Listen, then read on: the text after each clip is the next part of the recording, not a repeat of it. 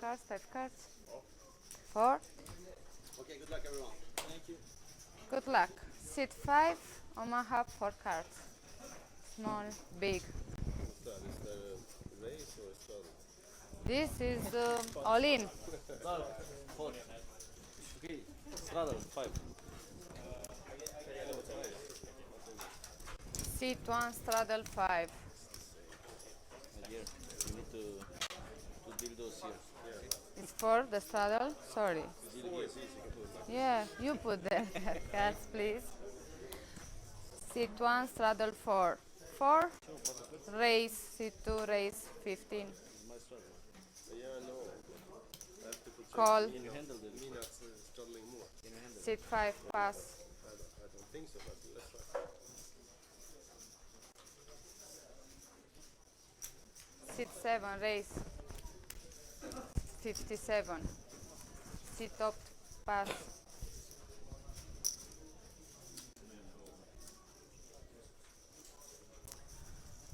Seat 1, pass.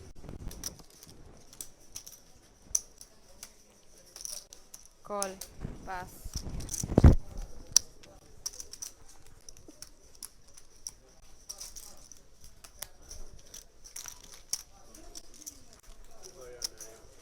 Two players.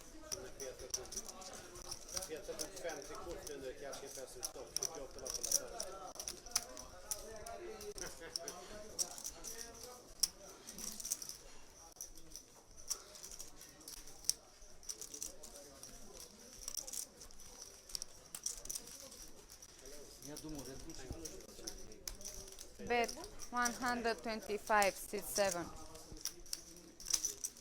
Call.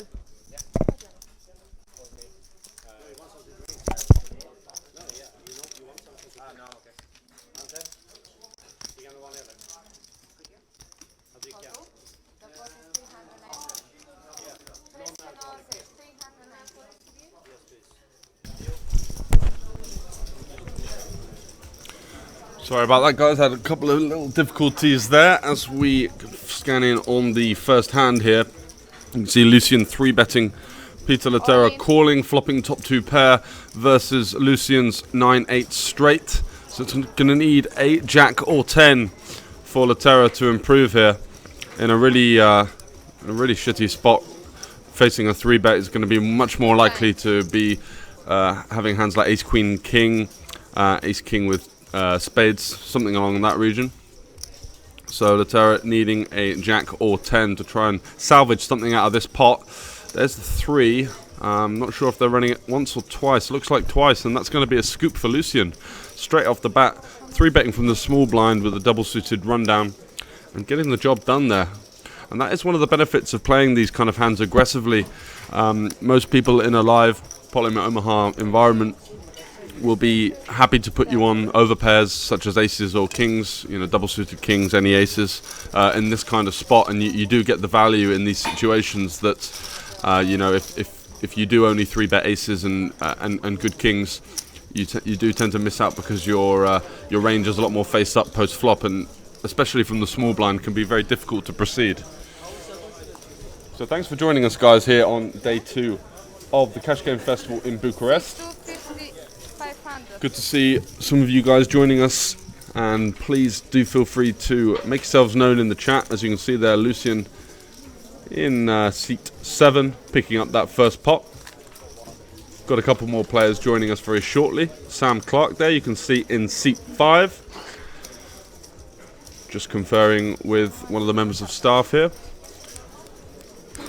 And it's going to be 4 or 5 card Omaha, so the dealer button will be choosing the variant. I think there's Ante there, who was the big winner yesterday in the 4-5 card Omaha stream. Seemed to have a set, the straight or the nuts on pretty much every board he played. It was an incredible run, winning over 2,000 euros in a 2-2 game, so very well done to him. The format today is going to be the same as yesterday, as we did have 2-2 4-5 card PLO followed by 2-5 no limit hold'em.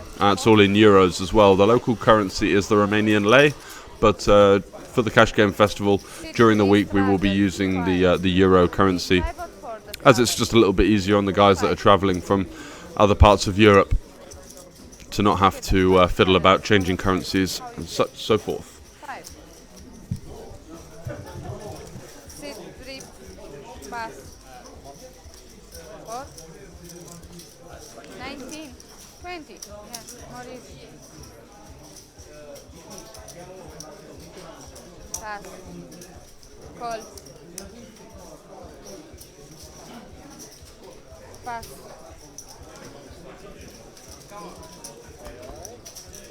20. Okay.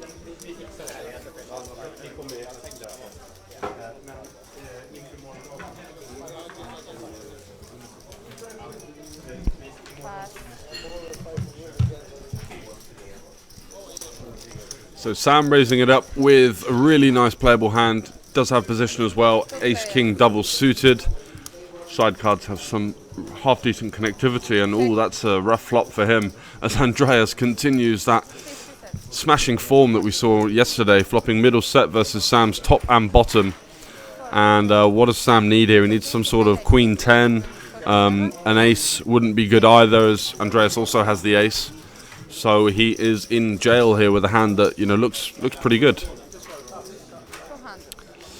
And this will test Sam, who is predominantly a Hold'em player, but happy to get the money in by the looks of things. Only wants to run it once. Oh, that gives him an out. He needs the queen now to...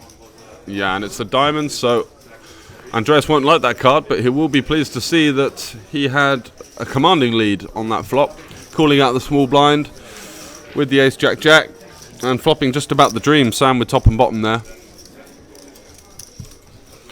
Andreas continuing his dominant run so far, while Sam unfortunately hasn't had the best of starts to his week here in Bucharest. Really nice chap. I'm rooming with him this week, and been really enjoying some of his vlogging content he's been putting out on YouTube. And if you do want to check that out, I'll just put the link in the chat for you right now. Does some great work, and I really feel like he's hit a niche in terms of the YouTube vlogging market for poker players.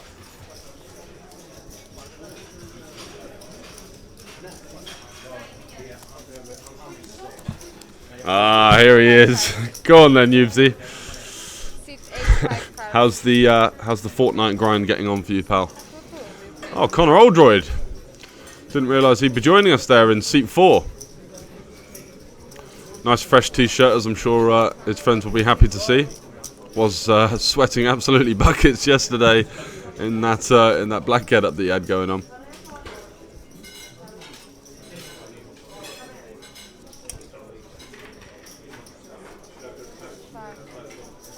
How much do you play? 200? Seat 5, 200. Seat 6, 400. Argo! Did you find what you were looking for in Bratislava? Ah, yes, the secret package, of course. Andreas running good again. Yeah, he won 2k yesterday, and he's already up in the first hand another 200. So things are good for Mr. Ante. Sat there in seat 8. Winning a hell of a lot of money over the last 2 cash game festivals. Must be up to the tune of about 5k, which isn't too bad considering that he's played about 4 or 5 sessions. I'm not sure what the outer tables were like. Yubes saying he wishes Fortnite came out when he was 7. Yeah, true, but kids these days don't see a lot of sunlight or play a lot of sport as much as they used to, which is also important in a child development.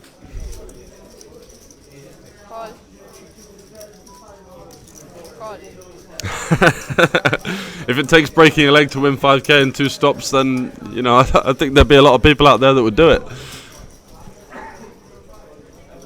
That is very true, Yubsy. Just trying to think on a more macro level, but of course, for yourself, that would have been the ideal childhood, wouldn't it?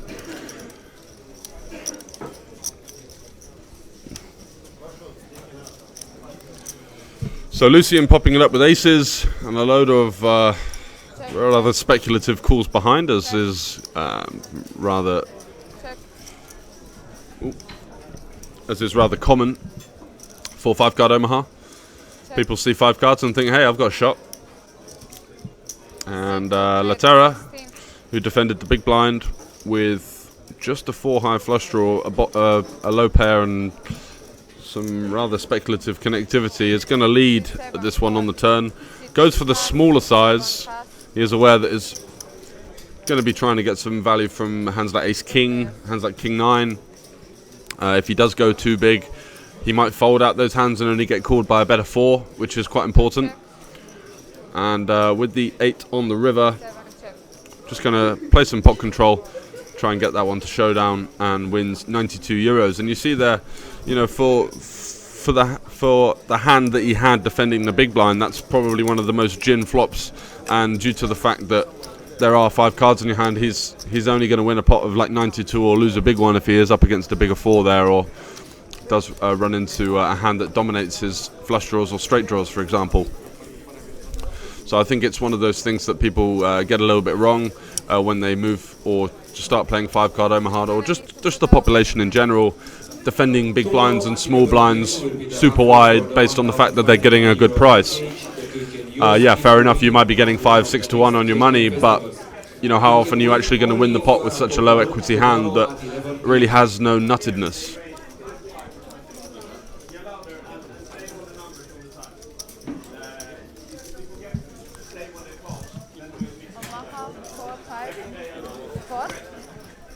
Omaha 4 cards, sit 1.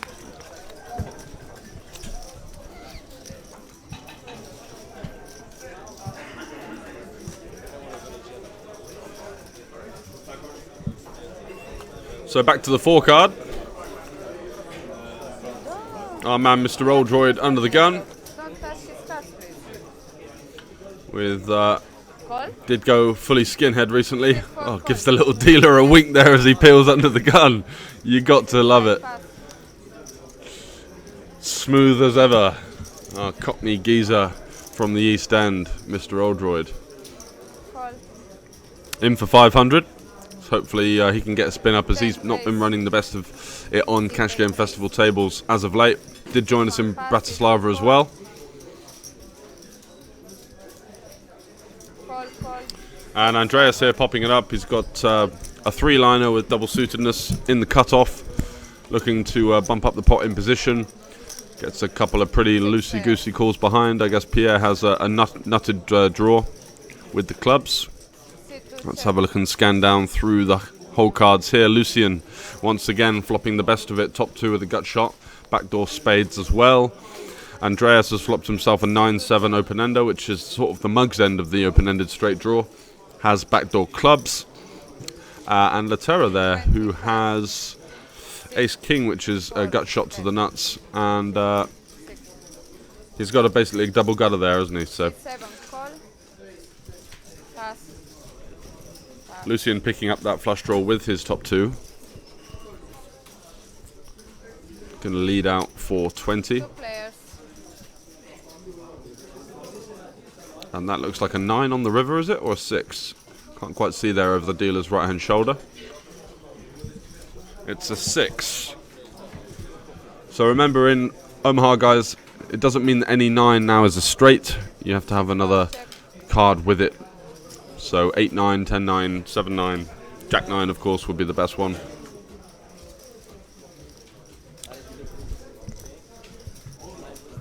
Shows the 2 pair, and that's going to be good.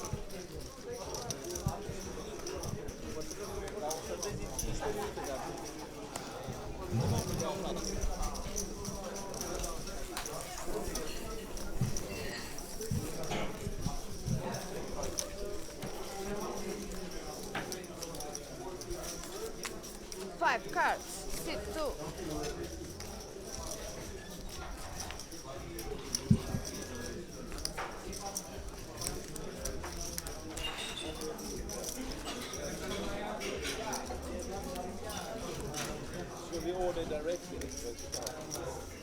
We play 5 cards.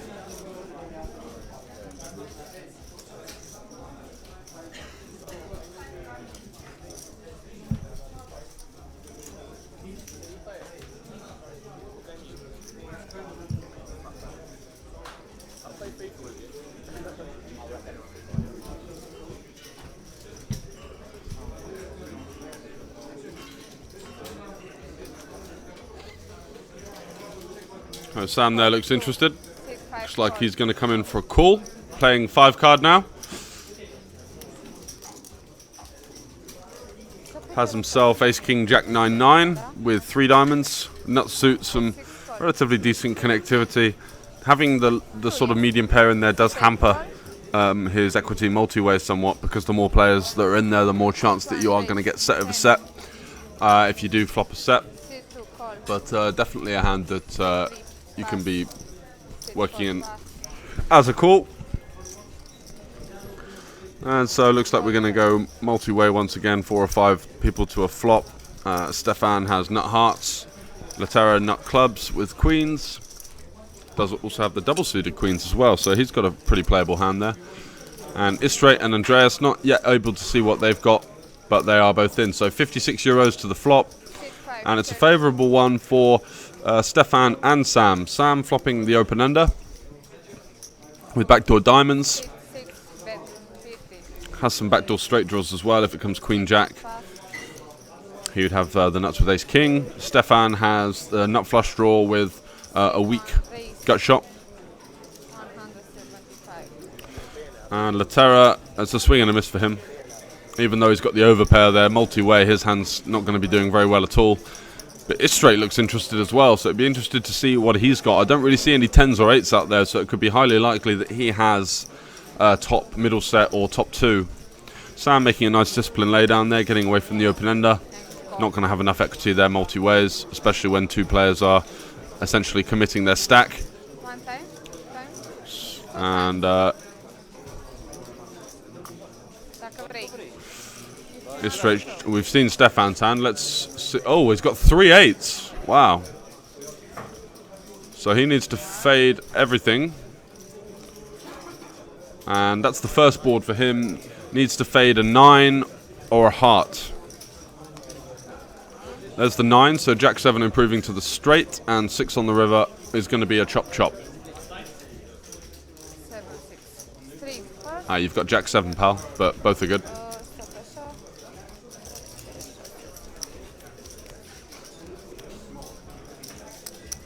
I think limping in 5 card is good personally sometimes. I wouldn't do it as wide as Sam was doing it there, but I think especially if you're in like a pretty action heavy game, working in some limp calls, limp raises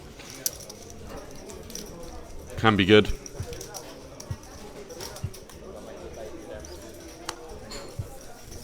Just because of your positional disadvantage, I think later on in the hand, want to be limiting the amount that we do get in pre-flop and being able to set our own price, rather than, you know, raising, being 3-bet, being out of position for the rest of the hand, and it's just going to be tough to realise.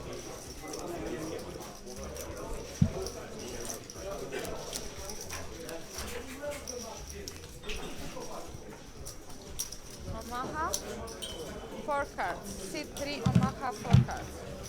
Small, big. I mean, it depends. If we've got 250 big blinds deep, I don't think that we're going to be able to lessen the SBR enough of the time to be able to justify potting our entire range that we play from the end of the gun. There are so many good things that can come from limping a strong hand in EP, where it goes pot, call, and then you can repot, as opposed to if you pot, no one's really going to 3-bet you light, and then you can't get the SPR lower that way. Yeah, in 4 card PLO, the Jay Nandez live 4 card RFI ranges from EP between 6 and 8%. That's in a live 9-handed PLO.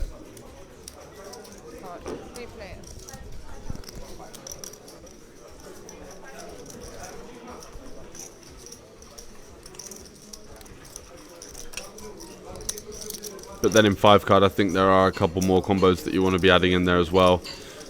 Generally, I base the ranges off of the stuff that he's doing and working some limps as well, just because of how action heavy some of the games I've been playing in have been.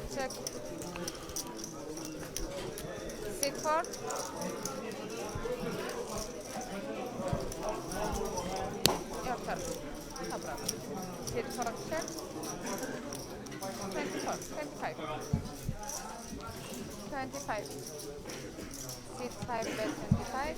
Sit 1 pass.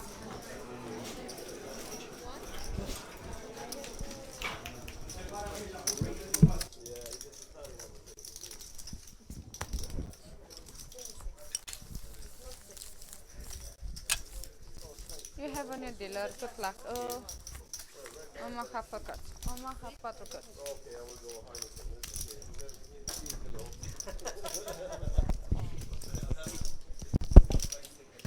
Just going to have to take a short break from the commentary as we've got to move around a couple of items in the casino. We'll be right back. Hello.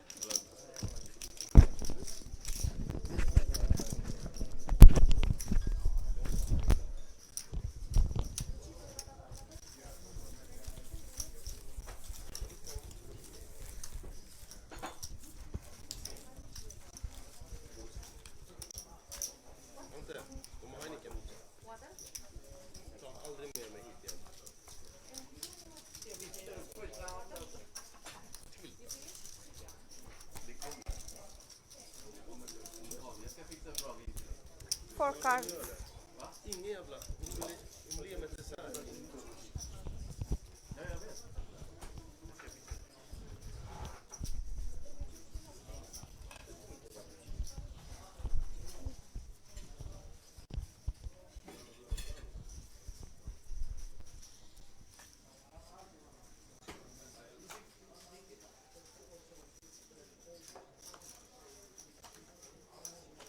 Sit 7 pass.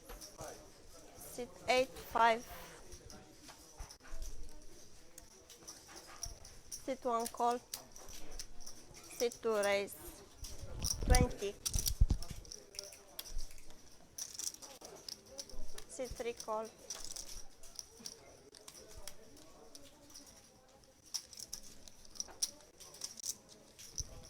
Sit 4 pass.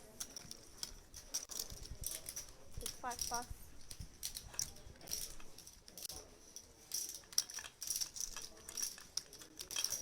Sit 6 pass.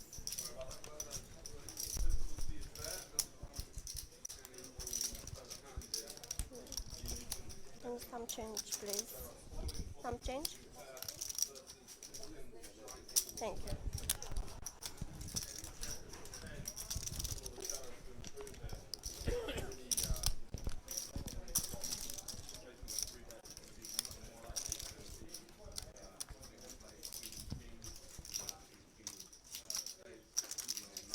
Sit 8 check, sit 1 check. Sit 2 bet 80. Sit 3 pass, sit 8 pass.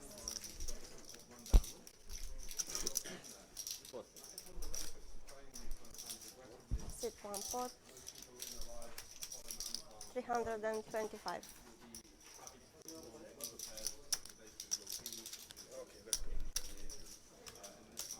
All in, all in. What you want? 1, 2. You choose. Okay, go two then. 2 times. Can I see? And we're back in the action just at the right time Twice. as we have multi-way here. What is going on? Oh, Peter Latera has top and bottom. Pierre had the open-ender. And Stefan with middle set. And the money's been flying in here. 1.5k in the middle. Wow. And middle set is going to hold up on 2 boards there as no one even has the wrap or a better set. That is incredible. And Stefan moving his stack all the way up to 1.5k as we see in 2-2 4 card, 500 euros each flying in on the flop. Wow.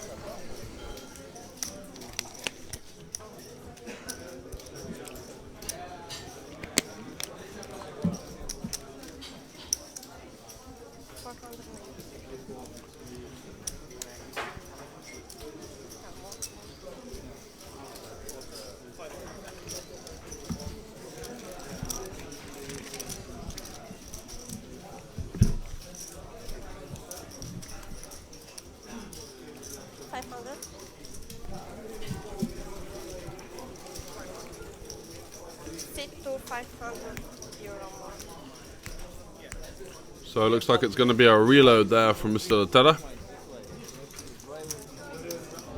And Stefan there, beaming ear to ear, stacking up all those chips, having a little conversation with Ante. Both guys getting the absolute lot at the moment. How many cards? Sorry? How many cards? 4 cards. Chiamă că n-am înțeles, nici eu n-am înțeles ce a zis. Păi avem text, cum să n-avem? Eu am înțeles altceva, frate. Nu te pune tata.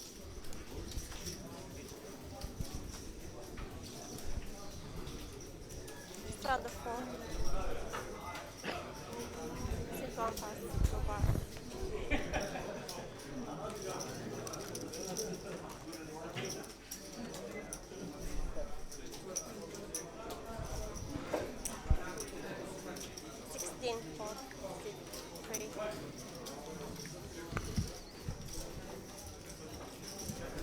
No, I haven't got that in the end though, but I am going to be getting it when I get back.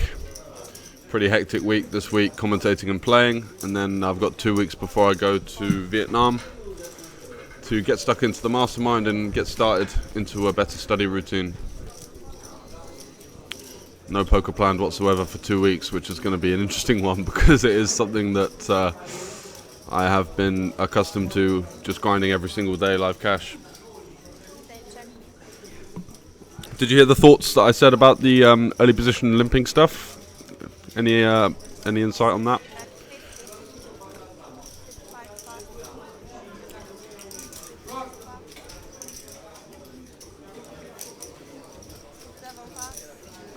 Yeah, I think. Yeah, that's why I sort of work in the limps to get around that.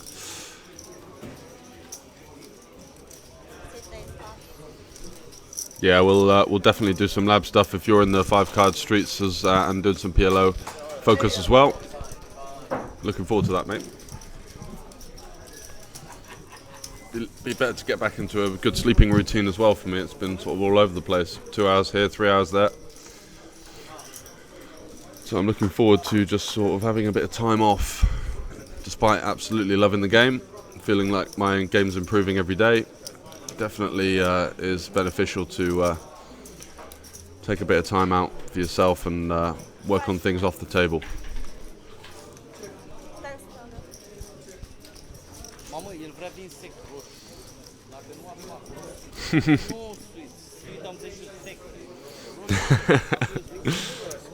Yeah, for me it's like bed at 4, up at 7, sort of fuck around on my phone for a bit, and then eventually get back to sleep. Another 3 hours, 2 hours, all over the shop. So guys, if you are tuned in, if you've got a hometown hero here, let us know who you're supporting, who you're hoping to see get all the cake over the next hour and a half or so. Looks like we got the 8 straddle on here, so already money going to be flying in.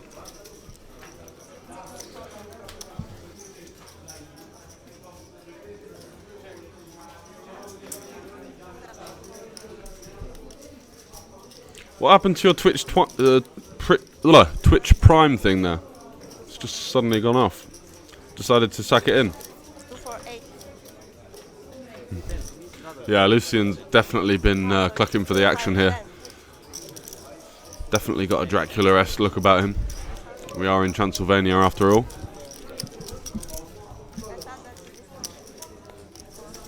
So a couple of suspicious looking limps here. I mean, this straights hand is pretty playable despite the fact that multi-way his flush draws are not going to be as live as much. And for that reason, I'd probably just pop the button here with that kind of hand, just to avoid it going limp, limp, limp. And as you can see now, his spades are dominated by Latera. Lucian has a club there. But you just want to force as many people out as possible when you do have a double-suited hand that doesn't have nutted draws, especially when you've got position as well. Like, it's such a playable hand, Jack 10-9, obviously being the 3 cards that are going to join up to make the most amount of straights and flop nutted straight draws. Looks like Lucian's flopped a 6-high flush, which is going to be good from the 3 players we can see there. Scanning the cards now. Doesn't look like the other guys have any additional equity. Andreas and Stefan not showing any interest either.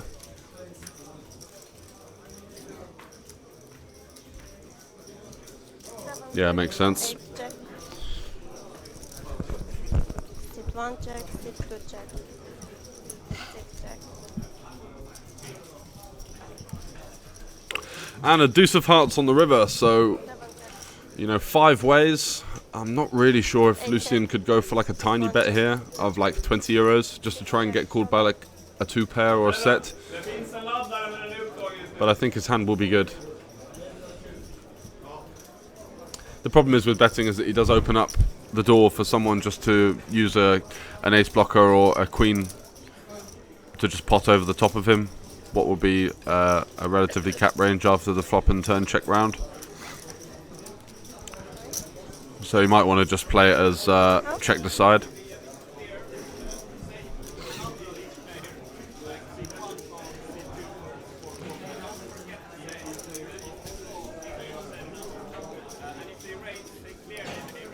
Okay, I'm gonna speak louder. Okay. Oh, okay.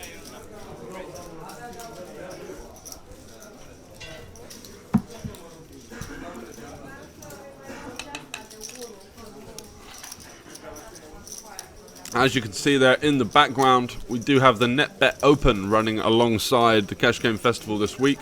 The main event being a €330 buy-in, €100,000 guarantee.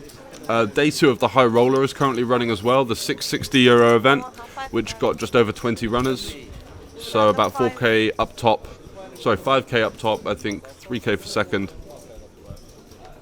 Oh, what would it? It'd be about half the prize pool, 33%, 17%. So about 6K up top there. Sort of playing, I suppose, as a sit and go. So Pierre there letting go of that Ace King Jack 9-3. I think a wise decision. And Connor's got a very playable hand here. Double suited Ace King King. So we're on the 2-2-5. And he's going to just pot it up to 25. Which I think is a little bit too large. 2-2-5, 15. 24. 20 I think would be the size of the pot. Looks like he's getting away with the 25 though. Not sure what's going on there. Sit 1, pass, sit 2, call. 3 times the 5 big blind plus the 4. Should be 19 or 20, but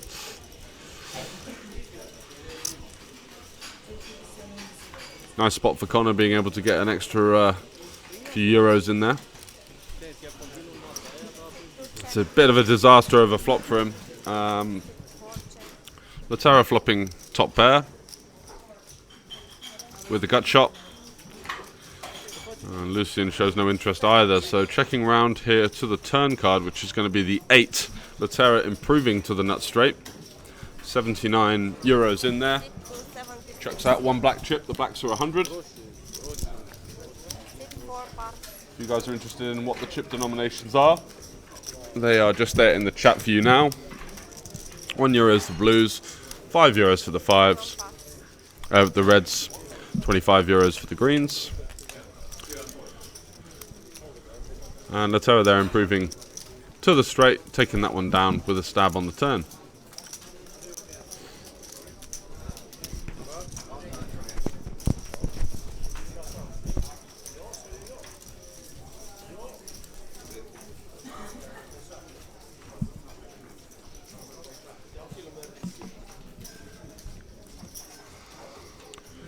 Any idea how much did Lucian buy in for? What's he on at the moment? We have the buy-in information here. I'll just get that for you now. You're not big blind. You're not big blind yet. No rush. 5 cards. Small blind, please.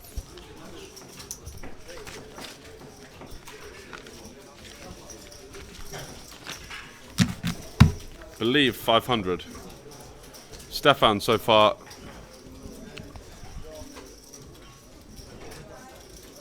I think 500. This Latera face looks familiar. Is he a regular in Europe? Mosui. Not sure if a troll or not. He's very much a regular player here at the Cash Game Festival. €8. Sit 4 call. One of the founders of the game of Sviten, I believe. And there is an interesting tutorial here.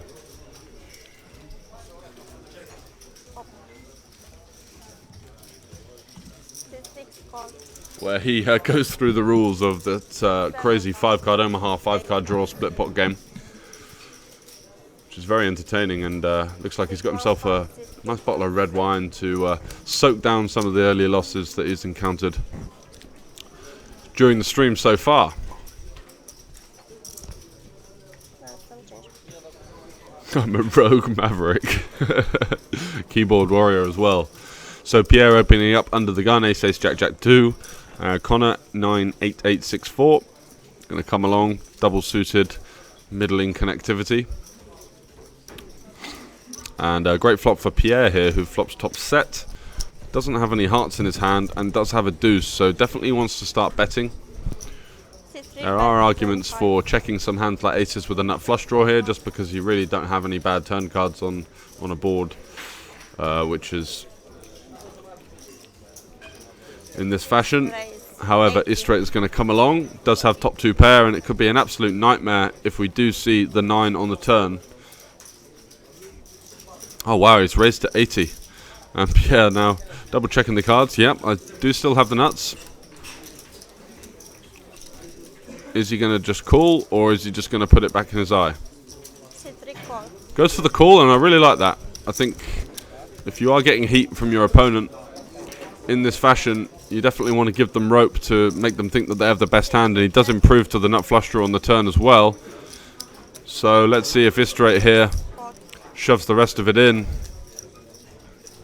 Call. Yeah, just snap pots it with top 2. Sit 3. All in. And what is his opponent drawing to there? 10-7, so he needs an 8. An offsuit 8. 3 left, 3 out in the deck for Istrate. Ai flash de ceva? It's true. I wouldn't dare say anything on home soil. So an 8 needed for Istrate here, as we see a classic example of someone overplaying their hand massively in 5-card Omaha. Top 2 pair. No good with an ace showing versus a guy who's potted under the gun and bet called the flop. I mean, at best you're hoping for, let's say, kings with hearts.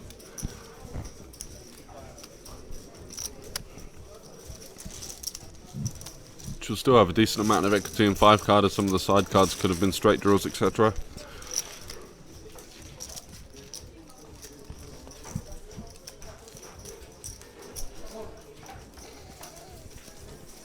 No. Unless you lose your stack, you're not allowed to leave the table for the 2-hour period. You're in for the long haul, just to make sure that people aren't rat holing or anything like that, or just, you know, coming in right at the end, just for that, you know, customary 4-way all-in that we do seem to see at the end of these 2-hour streams in 5-card Omaha. A couple of guys have done it in, a couple of guys are up chunks, and both of those types of players collide.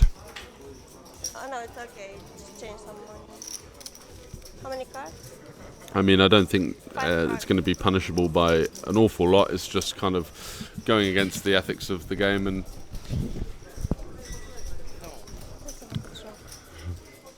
yeah, in for 100, out for the lot, straight off to the bar. 500. I like the term "ride off." It implies you've got sort of a servant to carry you over there.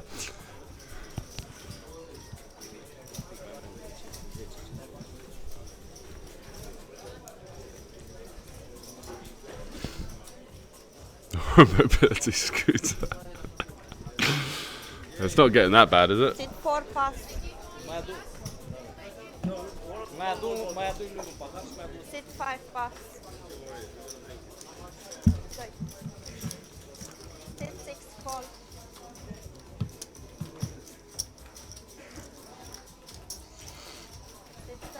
Definitely make life easier as a poker player, that's for 8 sure.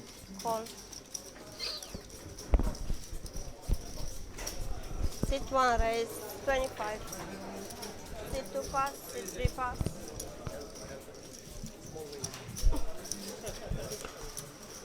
So Lucian popping it up, double suited King Jack 10-10. Got a couple of other relatively decent hands. Stefan deciding to 3-bet the button, which I don't mind. Being deep stacked, you're just really not going to get 4-bet that often, and you do block the 4-betting range as well. And like, even if someone has bad aces out of position for 700 big blinds in 5-card Omaha, are they really just going to start 4-betting and trying to pile the money in? Takes a very specific type of hand to be confident enough to 8 check. 4-bet, and Sit 1 check. just due to the fact that you are out of position post-flop, and there are a lot of boards where your range is completely face up and you're just going to get owned. 7 check, sit 8 check. Sit 1 check. What, so anyone in Vegas can just hop on onto a mobility scooter? 6 check, sit 8. Or do you 7 have to have some check, kind of 8 checks, disability? 1 check. Looks like 10s are going to be good here unless this straight can beat them. Yeah, that's going to be the absolute lot. Top boat there. Playing it tricky, hoping to get a bet out of a 9-3 and 9-7 type hand. Maybe a rivered full house. Maybe even a nut flush that's going for some thin value. And it's quite nice to see someone who's, you know, balancing these type of hands from time to time. Turning the effective nuts. And just playing their hand a little bit deceptively just to try and eke out some value. More often than not, if your opponent does have a 9, they are going to be more likely to bet call than call. So you can get a bit more money out of them that way. Especially if you play your hand tricky like that, and it kind of, you're perceived not to have it.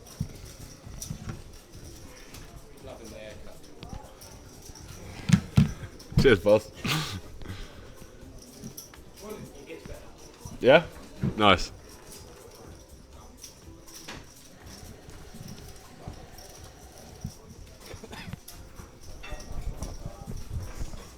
Sit 5 pass.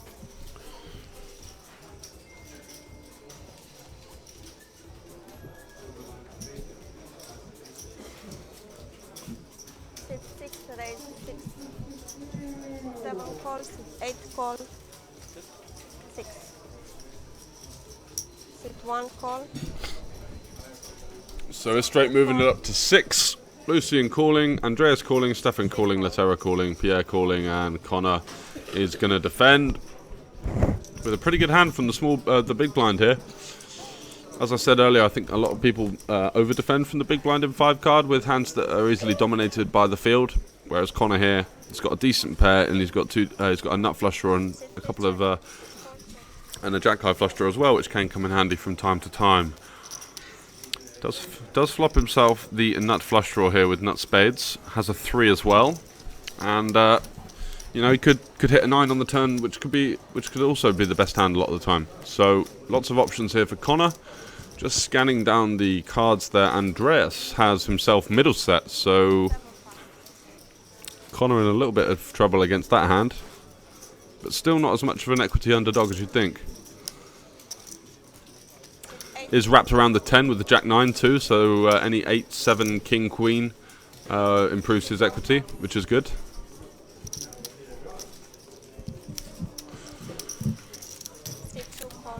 And he's got some great action in front of him here, and with the nut flush draw you just want to be piling it in. Oh, just goes for the call. I think here you just want to thin out the field, try and get it in with one guy, and run it twice, and then you can chop up all of the dead money. I think playing these kind of hands aggressively is going to pay off. However, potentially thinking that he could stack a worse flush on the turn and not have to pay as much. In my boat here, if I've just got a 400 stack, I'm seeing 210 in there. I'm piling it in all day and hoping to thin out the field here. There is the spade though, and he does have the nuts now. And his decision here, will it be to check? Looks like he's going to go for a bet of 150. Bet 100, sit 4, bet 150. Can't see anyone else with a flush at this point. And this is the problem here, like when you do call and improve, now you're leading when you have basically 0 bluffs. 8 pass. Not calling the flop to lead into 4 players there with just the spade blocker. But he does get a call out of Istrate, who's certainly been on the wilder side of things. And Andreas there getting away from middle set on the flop, which is good to see. Connor now with 2, 3, 4 left. Just wants to take his time a little bit and shove it in. And Istrate here doesn't look like a happy customer, sort of the demeanour of someone that maybe has a jack or king high flush and was hoping for a check. But he did just stack off with the ace-9 on the ace-9-2 versus an EP pot. And looks like he's got himself into another relatively common, and a lot more common than you'd think, spot in 5-card Omaha.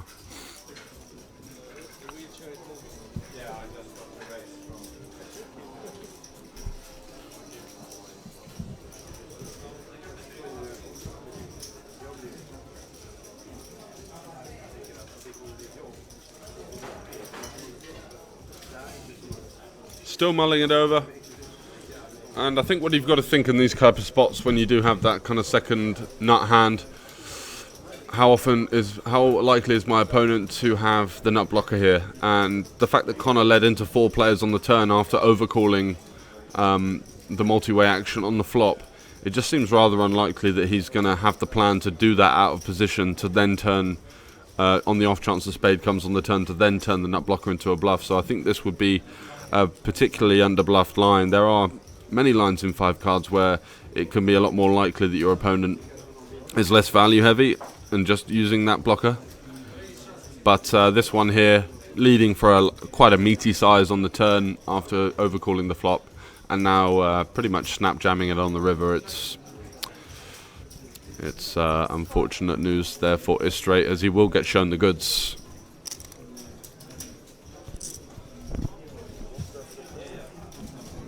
And Connor, a well-deserved sip of beer after getting the full double up there. 1k pot flying his way, and it's good to see East London getting back on the scoreboard at the Cash Game Festival.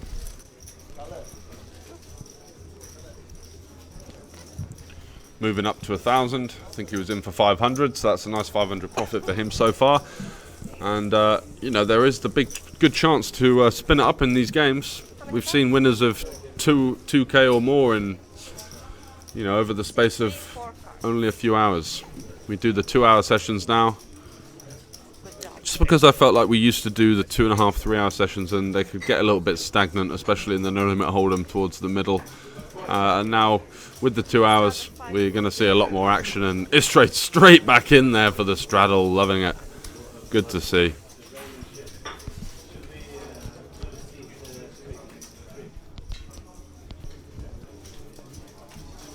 Ante, you can see there in seat 8, had an early double up on the non-alcoholic beers. Very much business first and foremost. Sit 7 pass.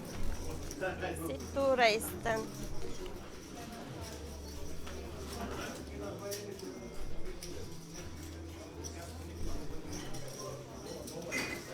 Sit 3 pot 40.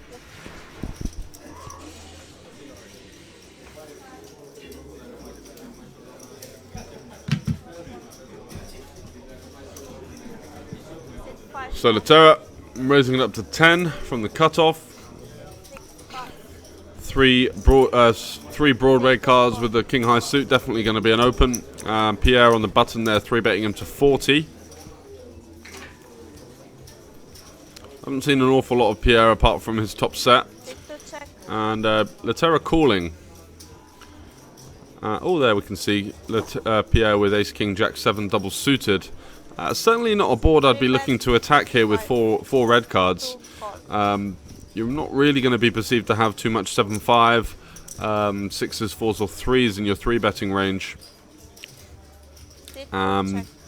And so Latera now improving to 2 pair, and he's going to be very comfortable with this spot. He's going to think that his opponent is going to be more likely to have a hand like aces or kings with spades than just complete air.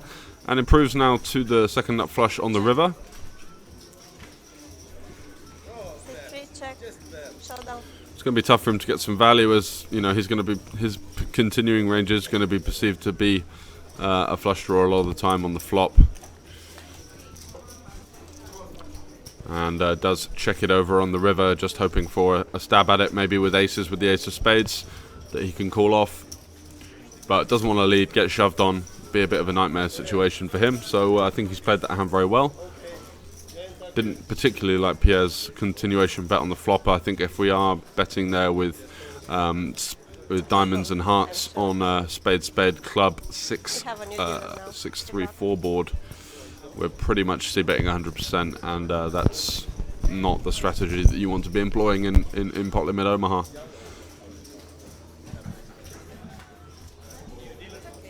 He might have thought, oh, I've got the 7 blocker, you know, I can represent that, but, you know, how often is he going to show up with 7-5 there in his 3-betting range, button versus cutoff? Not an awful lot. Certainly not implausible.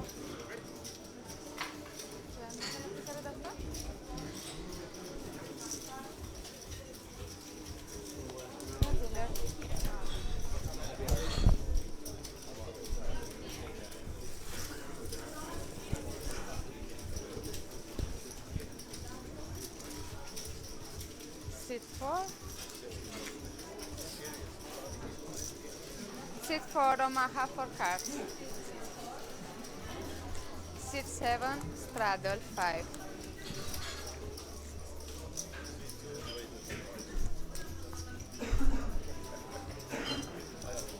I'll be 2 seconds while we're just waiting for the next hand.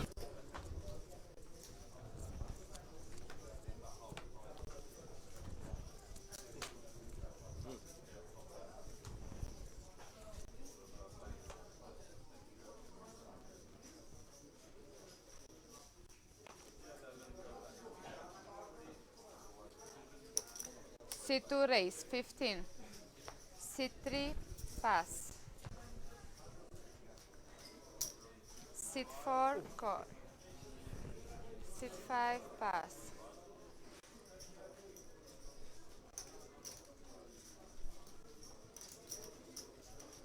C6 call. C7 call.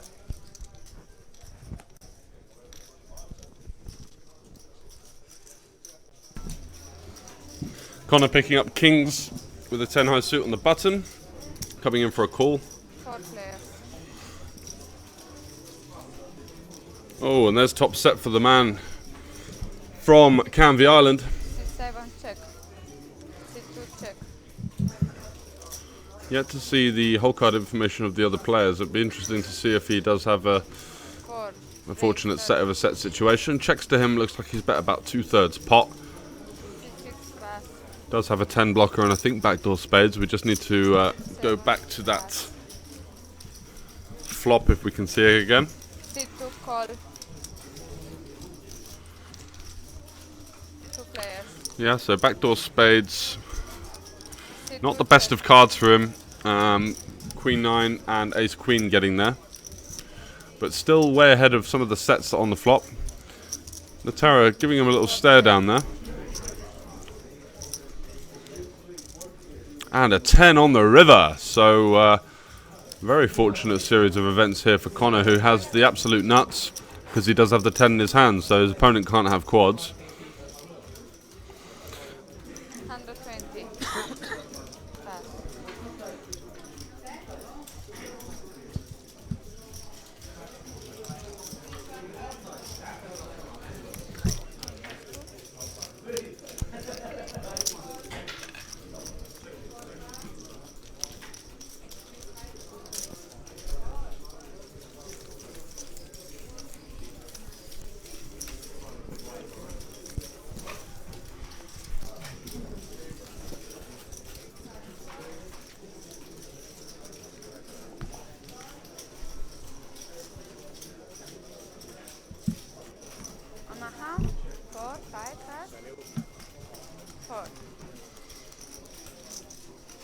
Seat 5, Omaha 4 cards. Seat 1, straddle 5.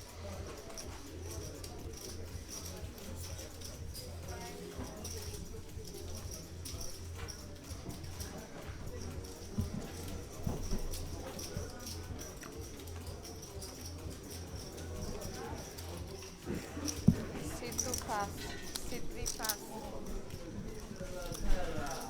19. So another playable hand for Connor, picking up Queen Jack 10-9 with the Queen High suit. Looks like he should be raising this one. Yeah, pops it up to pot, which is 19. Usually they do tend to round it, but looks like we're just going to have 19 here. Is straight. Oof. In there with 10-8, 5-4 from the small blind. Do not try this at home, kids. 2 players.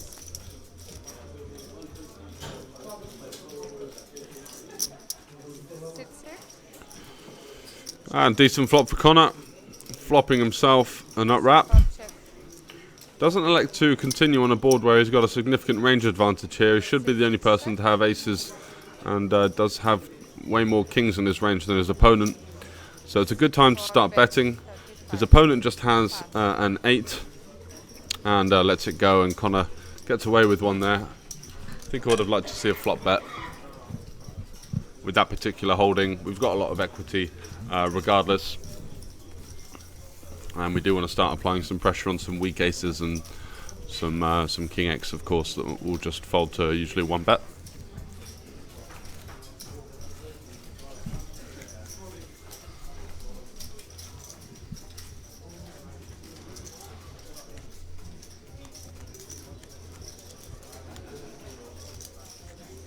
Omaha, paddle card. Change. Seat 6, Omaha 5 cards. Big blind.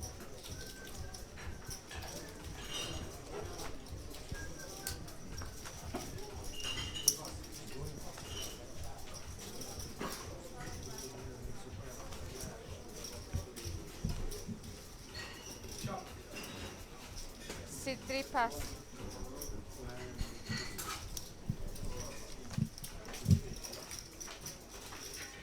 Looks like we're going to have Connor in the mix once again, popping it up to 7.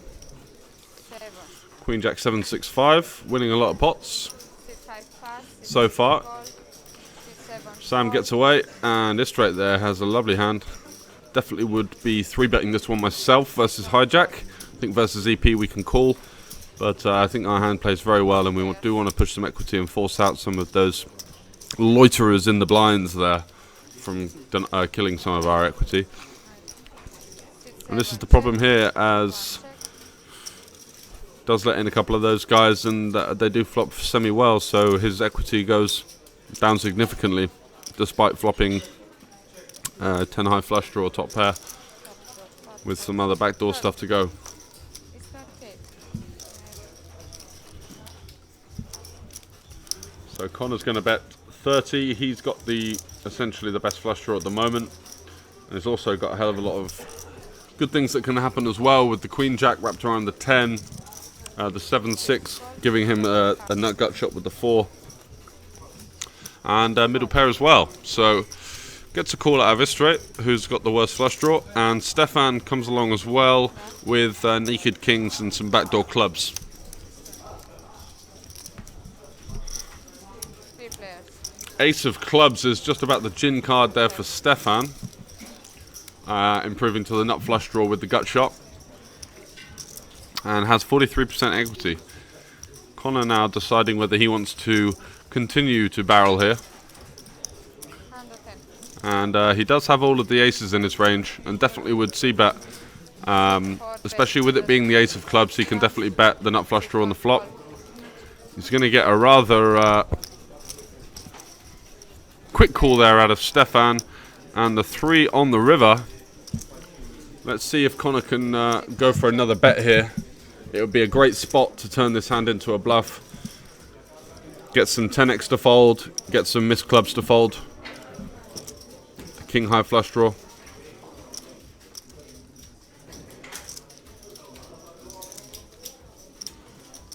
Sit 4 bet 150.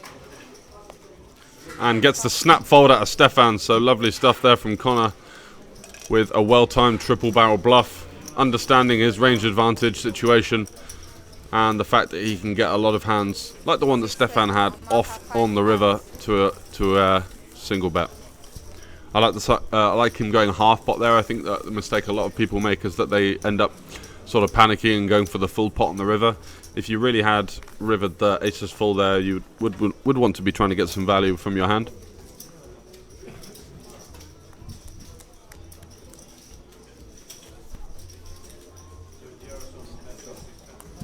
Omaha 5 cards.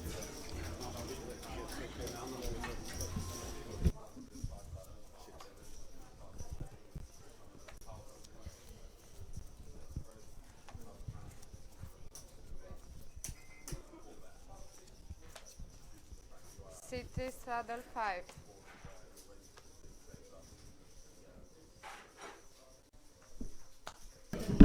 Sit 4 pass. So Connor on an absolute surge of a run there, playing very well. Sit 5 pass. Decided to let one go this time. Sam's out.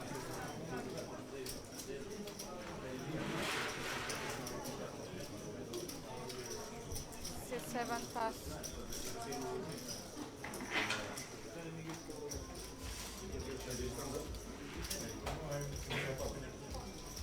Sit 1 call.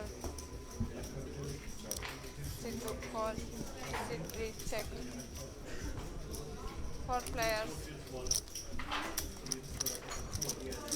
So 4 late position players here on the 5 straddle, and a good flop for Laterra, who flops a deuce, but also Pierre as well. So he's got himself in a nice situation here. 4 players. Although Pierre has the equity advantage with the spades and gets there with deuces full of tens now. Bet 15.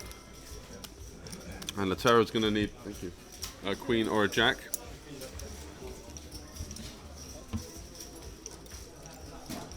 15. What? Ah, okay. 65. And 20. How much then? 65? Yes.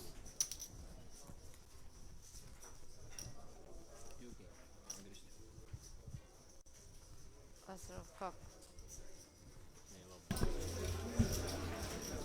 Pierre raising to 65, and Laterra's in a bit of a tough spot here. Completely dead versus pocket tens, which is certainly a hand that Pierre can have, but has reasonable equity versus 10 deuce or just a naked deuce, or you know, a lot of bluffs that could be in there as well. Sit to check. 4 on the river misses Laterra completely, and I think he's going to wave the white flag on this river.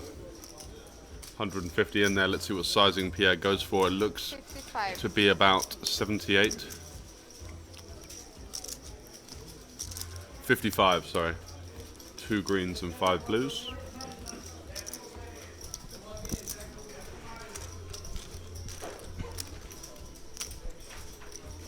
Sit to pass.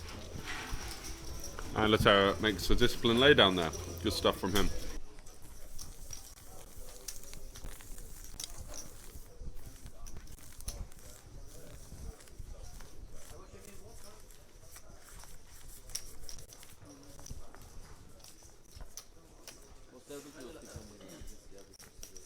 Hur mycket? Stefan halvbra, alla lite bättre. Omaha. Men det är några som Success. de synar ju bara med dåligt och bettar rakt in. Omaha 5 cards. Sit 1. Men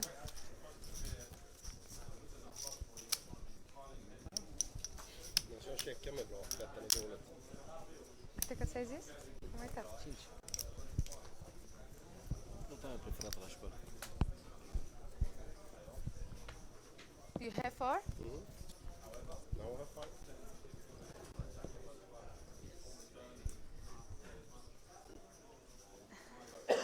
Sit 5. Pass.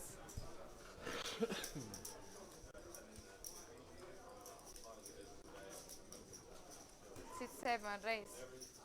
6.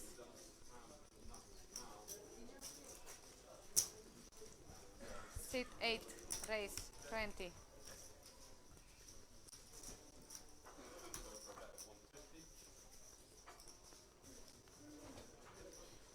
Seat 1 call.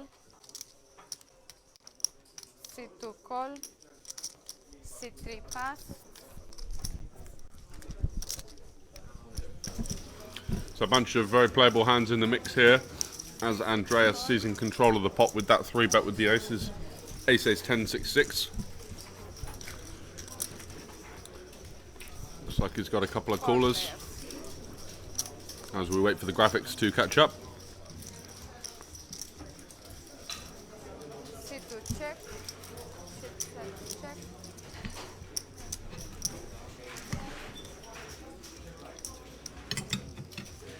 .45. Seat 8 45.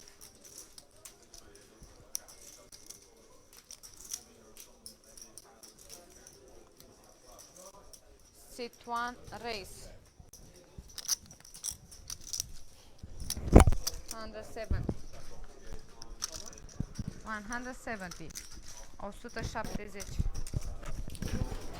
Hey Jeffrey, mate, how you doing? 7 pass. Yeah, great casino on the inside, mate. I really like the interior and the design of the place.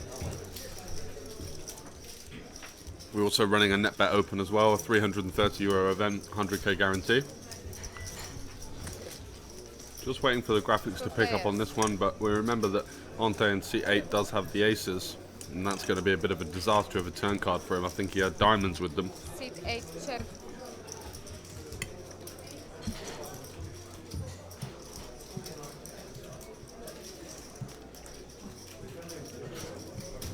Seat 1 bet. La main event, pauză 15 minute.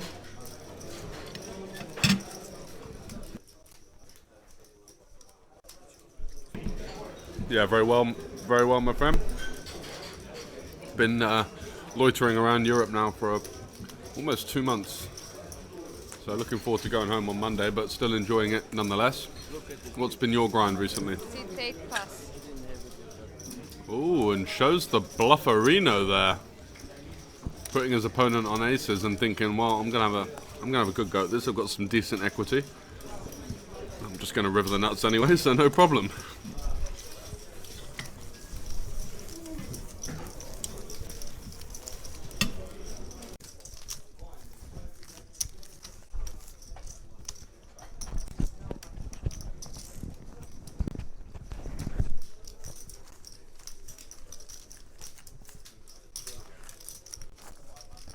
Four, 5 cards.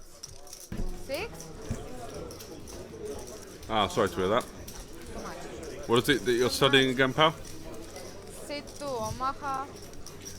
5 cards. Bucharest. From China. Yeah. From China. Mongolia. Okay. The poker games in Khartoum. Yeah. Good one. They play for yak skin. Small bet to milk. Yeah, I think you get some good 6-card games in London, in Aspen. In Aspen? Yeah, it's crazy. Yeah, I've been there many Seat 5 pass. John Scanlon. I feel like I recognise you. Maybe it's from there. Should have been there like Seat 6 raise. maybe 8-7 times. Yeah. Da. 8. Seat 7 pass. Seat 8 call. We have in Sweden. Yes. Seat 1 You're kidding me. call. Norway's expensive. Every good wine there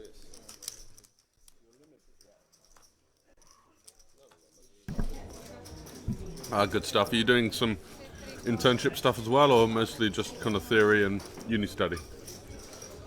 Yeah, alone in the booth this week. I'm going to be joined by Sam Clark on the screen there on your left. Does some vlogging and YouTube content, which is a great idea, I think, for a UK player, as there is a real gap in the market for someone just to take over that particular scene.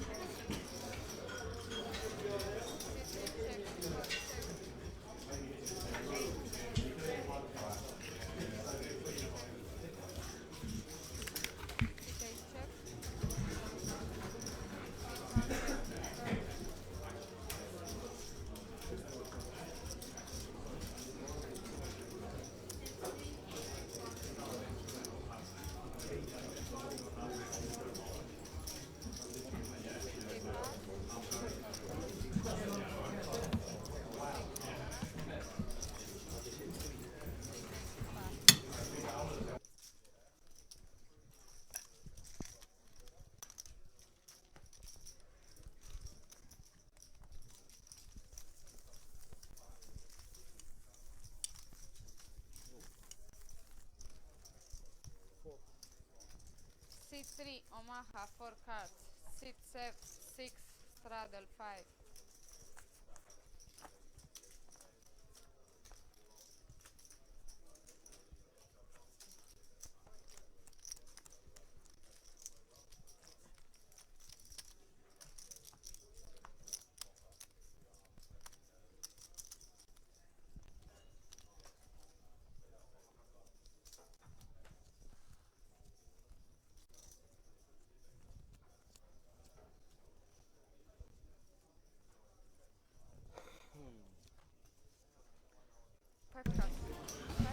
Certainly seems to be that way. Sorry, I'm just eating at the moment, so I need to turn the mic off for muting purposes. Not pleasant to listen to someone shopping their way through a meal. Yeah, I think that's exactly it. They're all Vegas-based, and if not playing around America anyway. Whereas I don't think you really see too many people in Europe or the UK especially put out that kind of content, despite there being just as much poker action.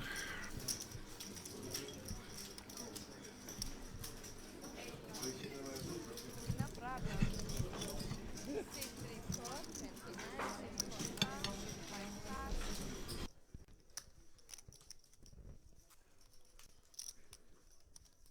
C6, call. C8, call. C2, call. Oh, he changed it already. So 4 ways to the flop here, with some rather speculative looking holdings once again. Pierre the best of it so far, but only 55% 4 ways, and that's gone down significantly with Istrate flopping top set. Andreas here with top 2, and no one with the flush, so it's probably going to be some relatively cautious play to the river, as Pierre river's the best hand with top set, and he'll be thinking surely someone's got a 9-7, a king queen. Straight once again, can't find a winner. Frustrated to see that he thought his jacks might have been good for that one, and not fortunate in this regard. Voicing his concerns there to seat 7, Lucian.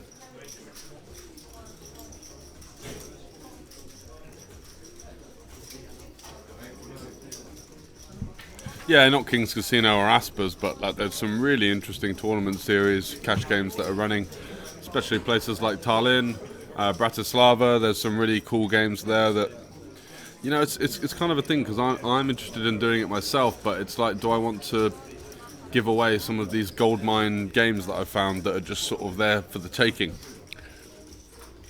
Because it could incentivize more regs to start turning up, etc., etc. So it's good for publicity and things like that, but affects your bottom line. Gonna have an interview with Pierre very shortly, so I'm not sure if it's going to be this hand or the next one, but do look out for that one, guys.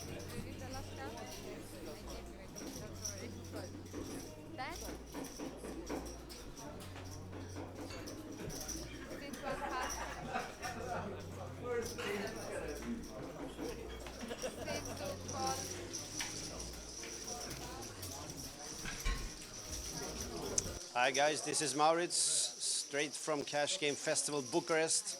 The TV table, we're playing 2-2 PLO and Pierre Olivier. Yeah. PO. PO. You play, yeah, Pierre. You're playing. You're playing the playing the PLO.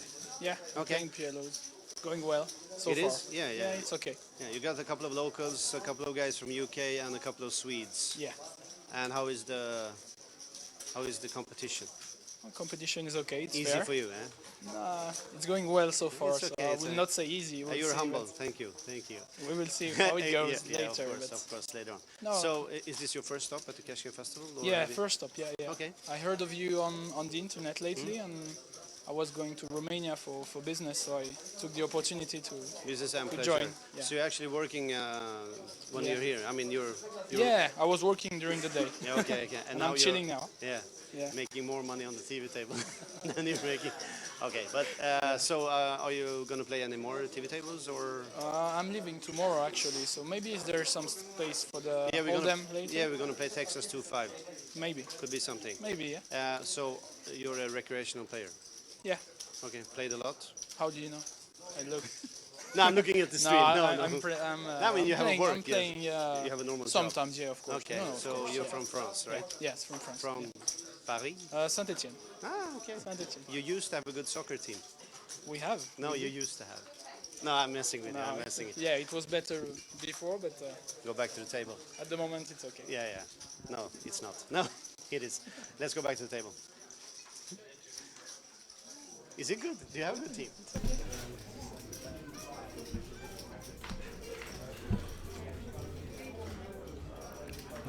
Not too sure what's going on here, but we've got an all-in by the looks of things between Sam, Clark and Ante. The way Sam put his cards down there, he looked fairly confident he had the best hand. And Ante trying to search for a better hand, not looking like he's found it. Sam has... They're playing 6 card, or... No. Sam has a pair of aces.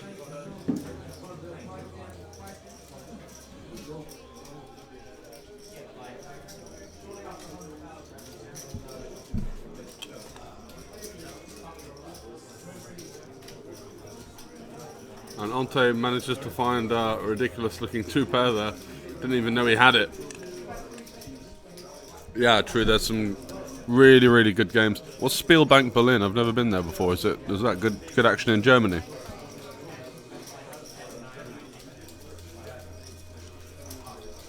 And I thought the whole thing with Holland Casino is that it was way too high in rake.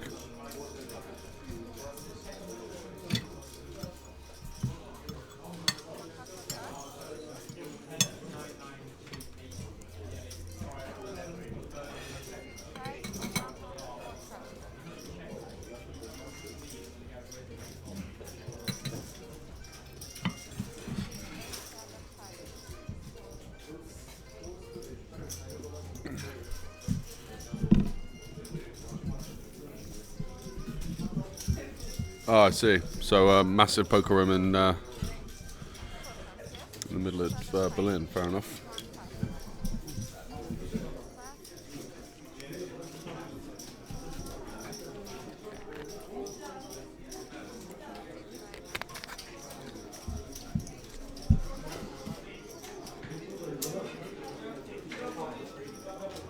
Yeah, I've heard the same. I was quite surprised to see it was very reasonable in Bratislava, and Austria wasn't too bad either.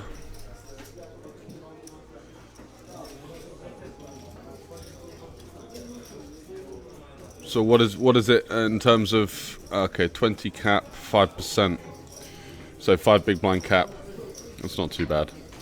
And that's 2-4 euros. What's the PLO games that run there?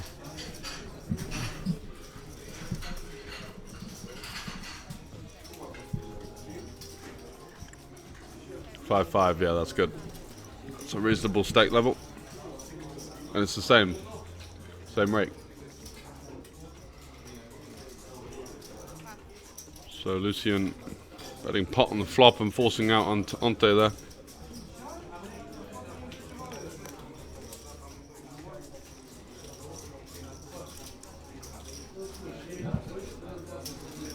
Cheers, mate.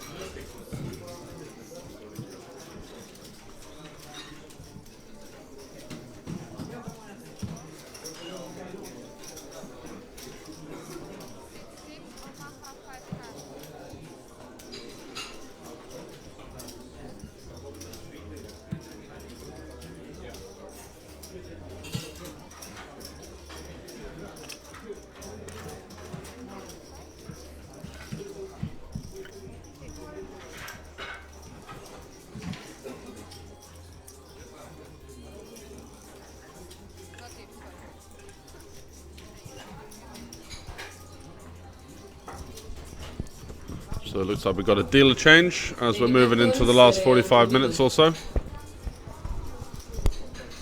Connor working his charm there in C4.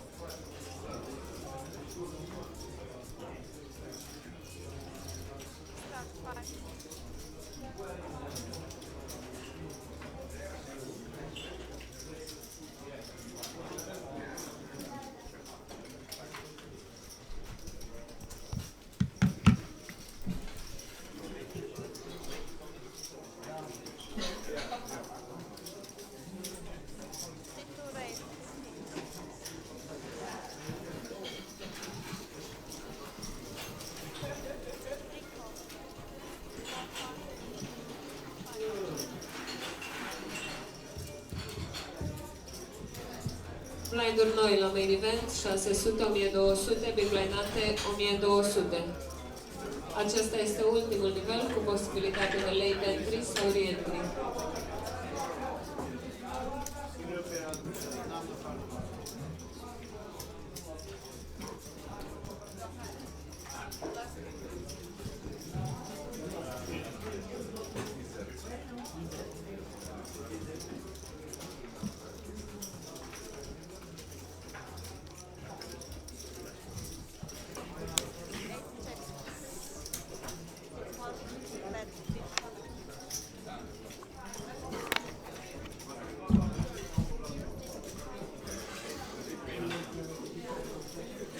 So Stefan with his gut shot and top pair is going to try and weasel out the field a little bit here. 5%, 25, no surprise there. No additional drops, so that's not too bad. I mean, it's not a disaster, it's not great, is it?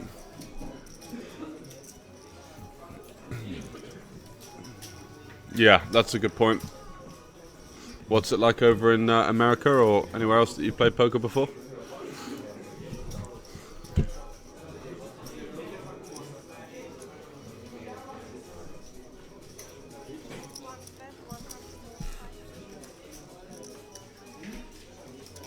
Yeah, it's just a way of getting around it, I guess, isn't it?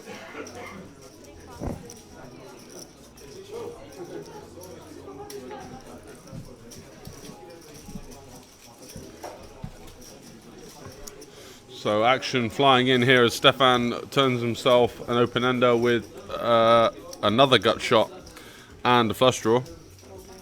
And it's a 9 on the river, so Jack 10 is all he's got to offer. And Istrate should be able to beat that. Yeah, Queens get the job done there.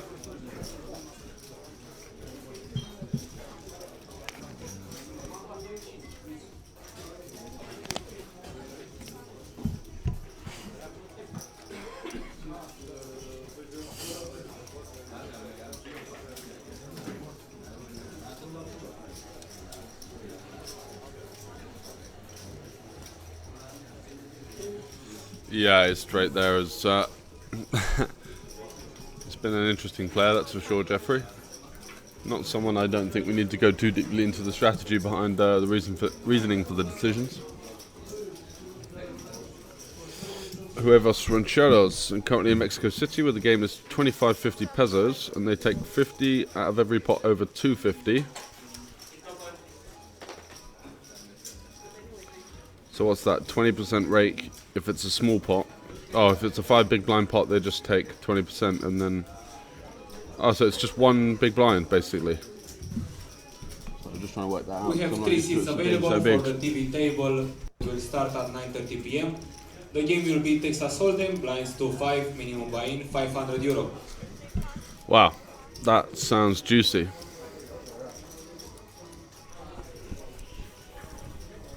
Yeah, but you're always going to get a pot of over 250, right? Sorry, I was getting used to the big numbers there. So 25.50. So if there's a 5 big blind pot, it's 1 big blind rake. If it's underneath that, which is what, like a limp blind, v blind, and a stab, it's 20%. Yeah. And then you realise, hang on a sec, this is the best rake structure I've ever seen. That's like 1.5%. Oh, under 250 there is no rake. Okay. Yeah, basic. So you do want to limp the small blind.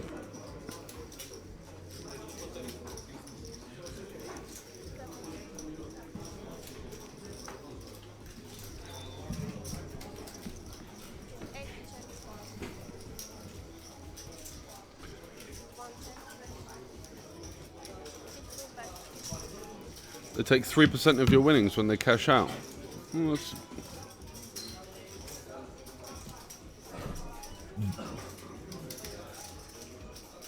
What's that, like a local tax law or something, or is it just like the way it works over there? And what's that in 25.50 pesos?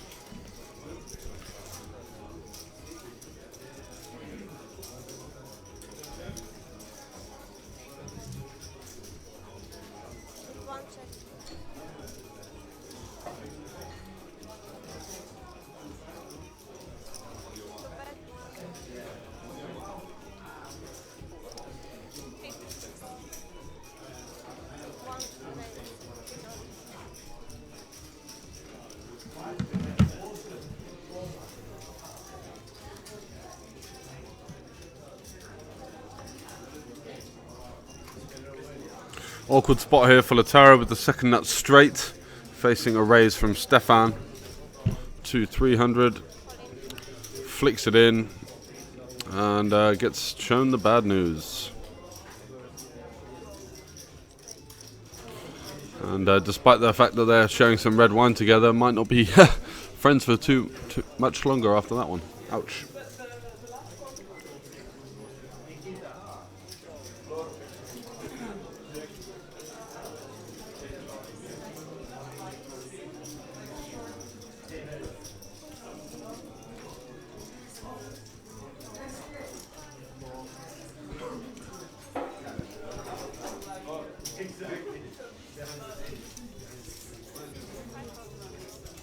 So what you do is you keep the winnings as chips, and then if you have a losing day, you can just cash those winnings with the tax. Okay, I see.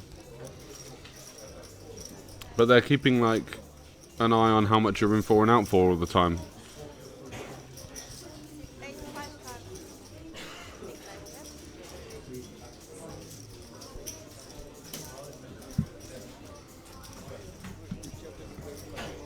Do they have pot limit Omaha in Mexico? I'm actually quite intrigued. Might have to come along.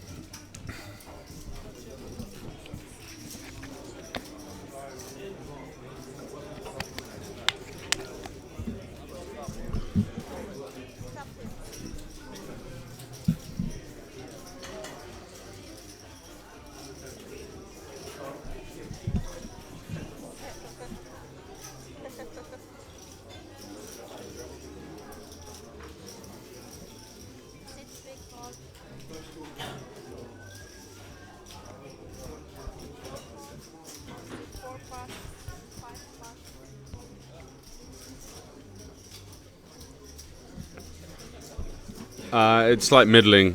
Basically what Huevos Rancheros was saying there, I'll just call him Huevo, what he was saying was that, you know, if that's a good rake in Europe, it's not great, and, you know, I've played in worse rakes, I've played in better rakes, but I think it's definitely in the bottom. It's not something I travel to go and play, that's for sure.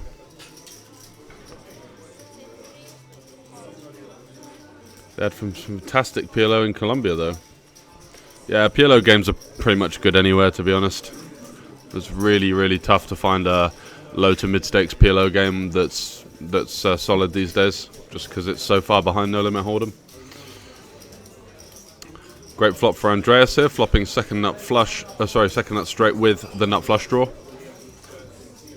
Lucien is on the worst end of it there with blockers to the bad end of the straight and a 7-high flush draw.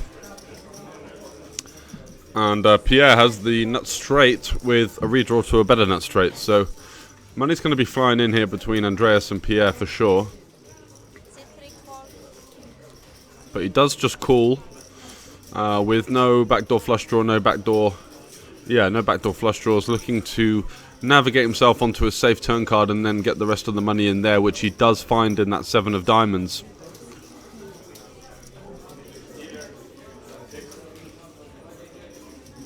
Ante deciding to check back here. Maybe a little bit onto Pierre here, who has been one of the more snug players. Pierre improving to the nut straight. Interesting to see what size he goes for here, and you know, Andreas can't really beat anything now. Does have Jack 7 for 2 pair, which was the straight that he flopped on the flop. Costa Rica's supposed to be very good for poker in general, both no limit and PLO. That's incredible. Ooh. I'm looking where to go in December, and obviously somewhere like that is going to have good weather all year round, right? So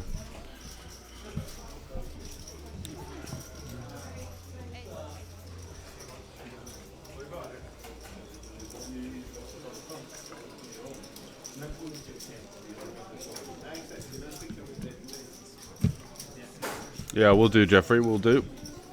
Got you on Facebook.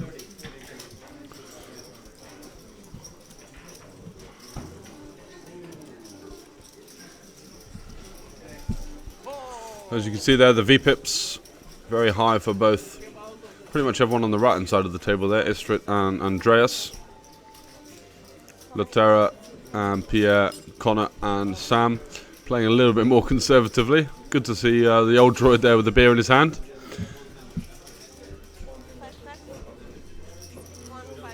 Yeah, that's what I mean, Huevo. I've heard so many good things. A lot of my friends have gone travelling there. The cost of living is low. I mean, obviously, there's a little bit of a risk involved if you don't take that the wrong way, where, like, you know, going out on the street late at night as a tall white man, you know, I become a little bit of a target, I guess, especially if I'm travelling around with lots of currency, and I guess you'd have to stay in hotels where you've got safes and things like that, rather than sort of going around from Airbnb to Airbnb with, you know, thousands of whatever currency on me.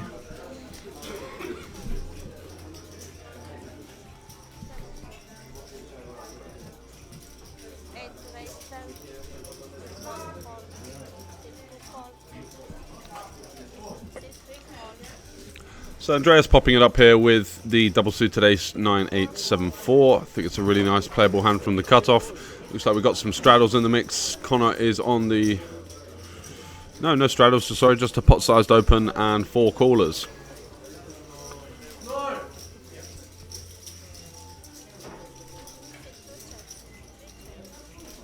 King Jack Deuce with 2 clubs. Laterra flopping Royal Flush Draw here. Needs the Queen of Clubs for the absolute lot.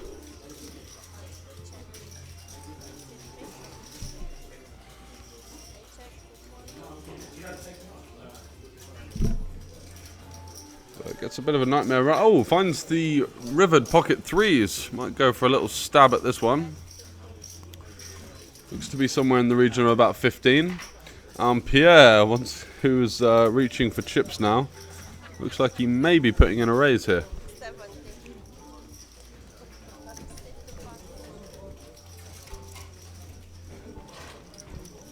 Gets a snap fold out of Laterra, who's just about fed up of paying people off on rivers. And a very underbluff line as well from Pierre there. Be tough to believe that he's deciding to snap pot just the naked jack as a bluff.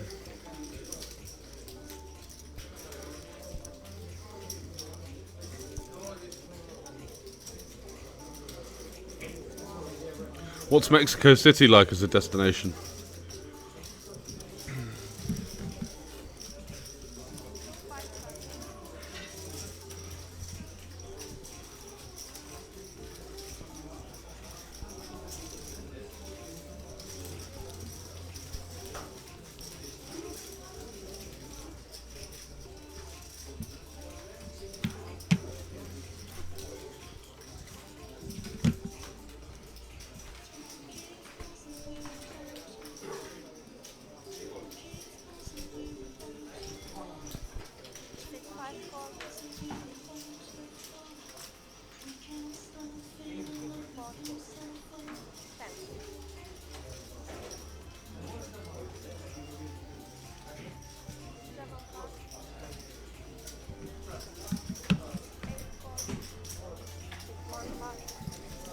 Yubsy boy. Straight back in for the good stuff. That's exactly what I'm thinking.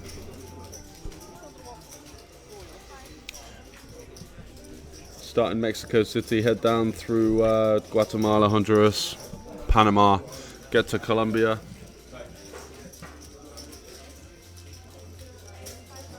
Where's Costa Rica?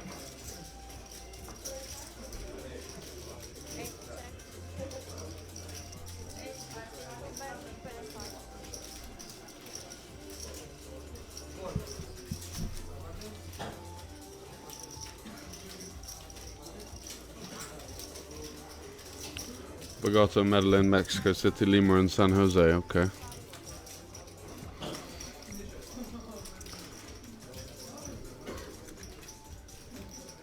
So your advice, basically, whoever is to stay in nicer, more upmarket places, spend a little bit extra just to sort of guarantee a little bit more safety. I guess take cabs everywhere when you've come out of the casino with lots of money.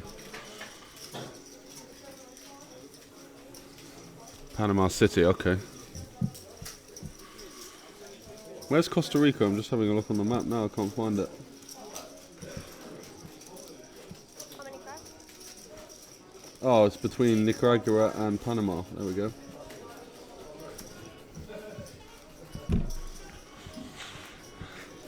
Yeah, I mean, I was living in London and working in the sports betting industry for about 18 months to 2 years or so, and the rent was just incredible. You know, you'd be lucky to get a room relatively near the city centre, i.e. not taking an hour to commute in, for under sort of 800-900. A lot of my friends live in relatively stuffy flats in South London.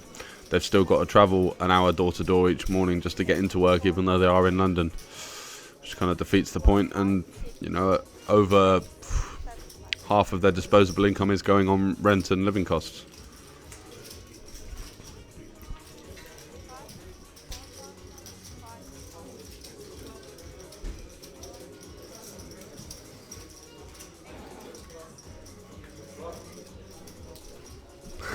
Prison break.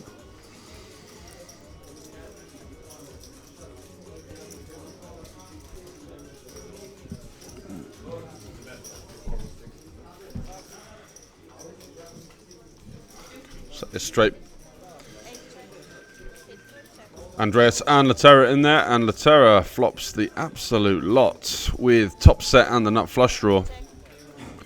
Does have a queen blocker as well, so I like his decision to continue slow playing. And gets a bet out of this straight now, who has just the king high flush draw and is completely dead.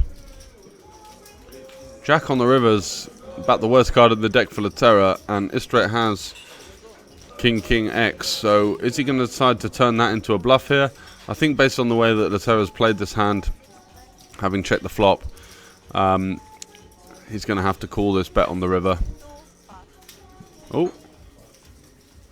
Has he folded? Not too sure what's going on here as the graphics are playing up a little bit. But it looks like Laterra's just snap folded top set there. Shaking his head. Wow. I think that's a little bit more on the more cautious side.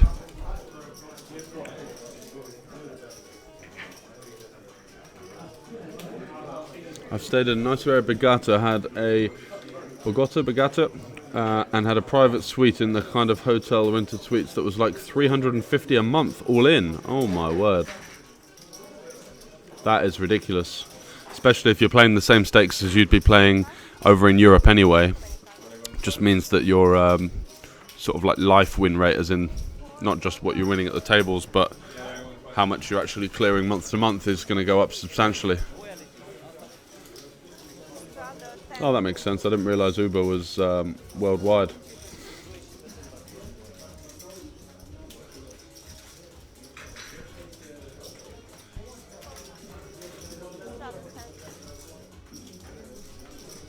Yeah, 3 nights in London for 350, and that would be in a budget travel lodge.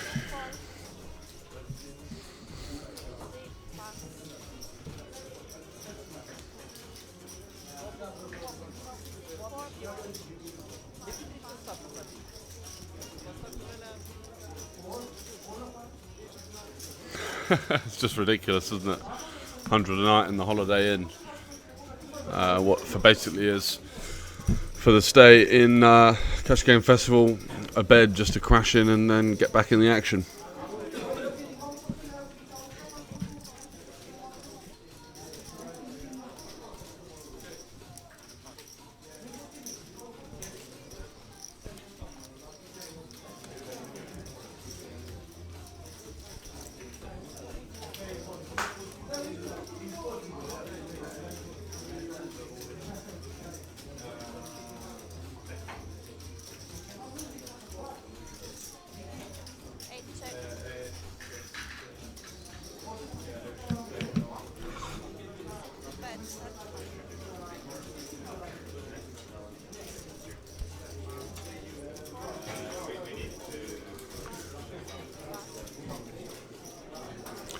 Terra getting that one through with a bet on the flop and finally starting to get some momentum going. Hello, Mr. Oldroyd, how are you? You just finished? Just finished.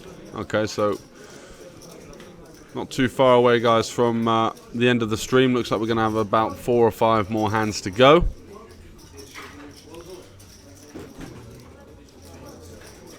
What's a rock, Huevo? Because that's the game that I'd be playing, and I'm not really too fussed on Hold'em these days. Even though I can imagine the games there would be quite soft.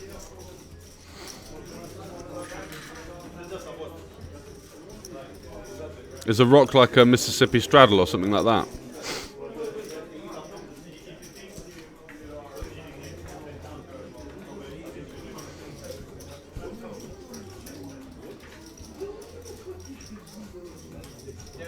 So if you win the hand, you have to do a compulsory straddle. So if you win the hand in the button, then you have to straddle from the small blind. And it's a fixed amount. Okay, but if you win it and then always do 2x, you look like a bit of a nit, so get less action type thing. So Stefan popping up here with a double suited Jack 9-8-4. In a game this sort of call heavy, I'd probably let this one go. Just because our 2 flush draws aren't going to perform well multi-way, and we don't have the perfect 3-liner. If we had like a Jack 10-9, I'd probably do it with the dangler, the double suited. But I think Jack 9-8-4 is a little bit too wide. So calls all around. Straight deciding just to call there from the small blind with the single suited kings. And going to a flop here. Stefan has flopped pretty well. 2 backdoor flush, 1 backdoor flush draw with the open ender, and has a blocker to middle set as well. So a lot of good things that can come on the turn for him. The Terra, we've not been able to see his cards over the last few hands, but he looks like he's going to come along for the 40 as well. Oh, raising to 130, so pretty much committing his stack here. You'd be imagining that he would have more of a value-heavy hand with so many players behind, such as 10-8, 8s or 10s. Having flattered from +2 is not really going to have... oh, that's a great card for Laterra's range. And it does go check-check, and there's not really a surprise there, because a lot of the hands that he is representing have the effect of nuts there on that river. And he gets a bet out of Stefan, who improves to the straight on the river, and I don't think Stefan has really thought this through in enough depth with 3 players behind on the flop. Laterra raising a bet. It's going to be all in a lot of the time, and yeah, and yeah, it shows the straight. And Laterra, I think, will have 10-8 or quad 10s here the majority of the time.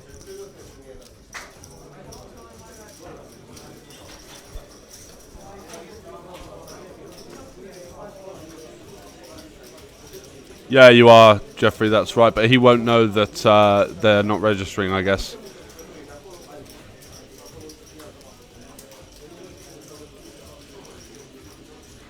In terms of Colombian pesos, the game is 5k, 5k with the rock, but some nights we'll play 5k, 5k. Jesus Christ, yeah, that sounds huge.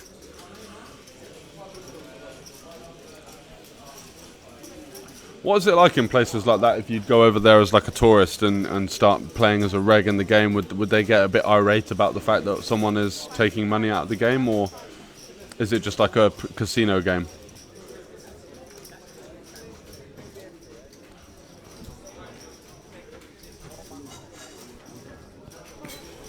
Because I guess usually in places like that where the local economy is a bit weaker, it's like quite a small community of players that would be playing quite what is essentially a very big PLO game in that area.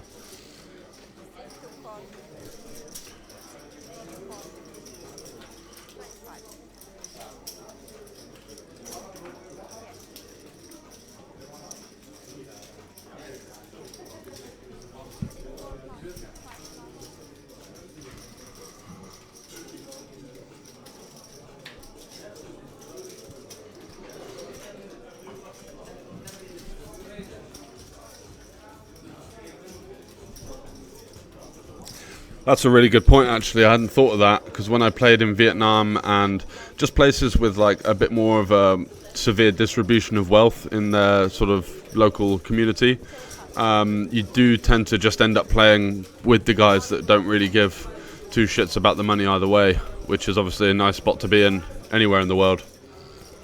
Yeah, like literally you just said the same point. It's crazy, isn't it? People have either got absolutely nothing, which is like 95% of the population, or the 5% that are basically running the show. Yeah, and that's good for us. I'm going to definitely look into that. Thanks very much, whoever, for the information, and thanks for tuning in. I dare say we have many viewers from Mexico City, but it's a pleasure to have you.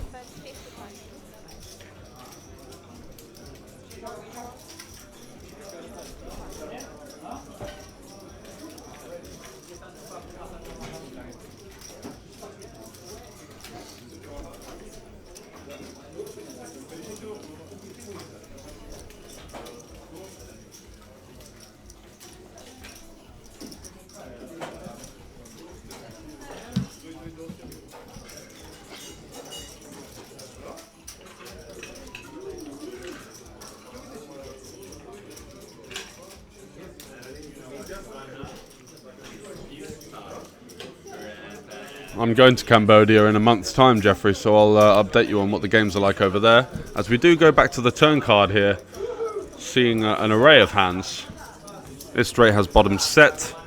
Lucian has a straight, but the bottom end of it, and with this much action in front of him, you know, you wouldn't be surprised to see him only call here and try and navigate himself to a safe turn card. Could be a disaster if he gets it in, gets repotted for 1.4. Whoa, and he just folds? It shows the cards that weren't the straight. Doesn't have anything to improve on the river, to be fair to him. So his straight has bottom set with the flush draw. We yet to see Pierre's hands, and Stefan had the same hand.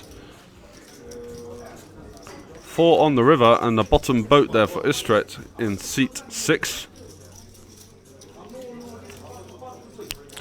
Which maybe makes Lucian's play a bit better, but we'll see what Pierre had. If Pierre had the 6-3, then it potentially could have been a very disciplined laydown.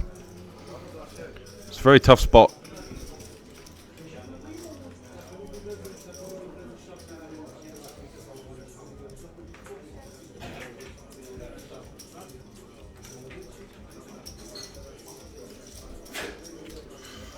And is that going to take it down? See an ace-3 there for the straight. Not looking too good on the paired board. Istrit there showing he's got a full house. And that looks to be the... Oh. So the dealer missed out the fact that he's got a full house. Yeah, there we go. So €370 pot heading in the direction of seat 6. Lima had an interesting casino. 30-60 no limit hold'em. Jesus. That is massive. Whoever, did you go over there to play poker, or were you just are you traveling with work or some sort of different lifestyle choice? Be interesting to hear the backstory there, as I don't hear many people that have gone over to that part of the world to grind.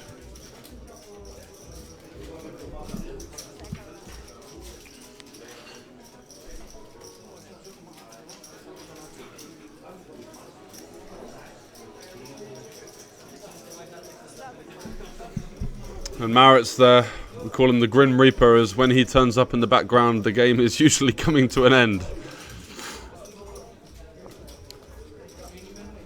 Looks like we might be, is this the last? Ooh. Not sure if this is the exact last hand.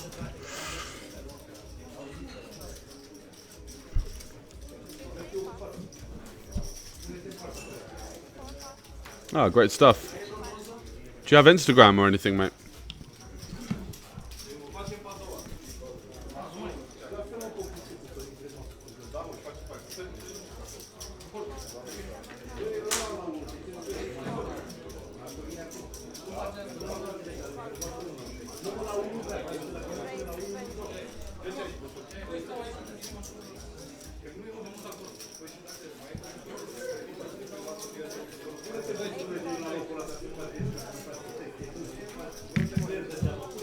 Tim Carr 93, nice one, pal.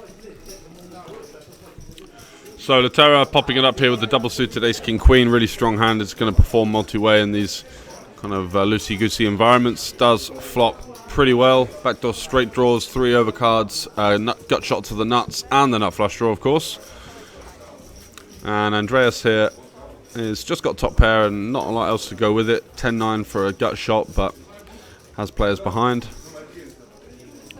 Interesting to see Laterra just call there. I think we'd want to be pushing a little bit more equity, or I'm guessing his decision is to try and let in worse hands behind. Istrit looks like he's locked up based on some of the tendencies we saw from him earlier on. Bottom 2 and a flush draw there would never have been folded at the beginning. Wow, and Andreas is just going to heave ho and hope for the best. Top pair, the gut shot.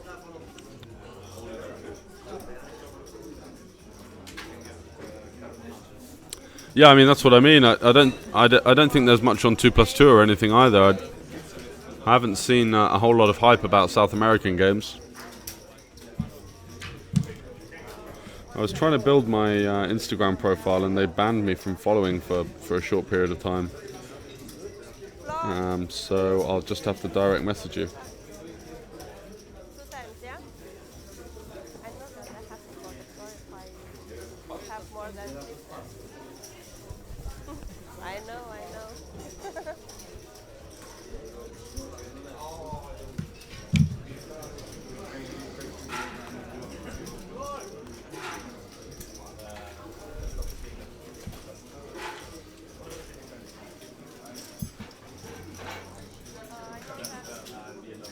that I have to go now, but I have to be there and they want to go twice.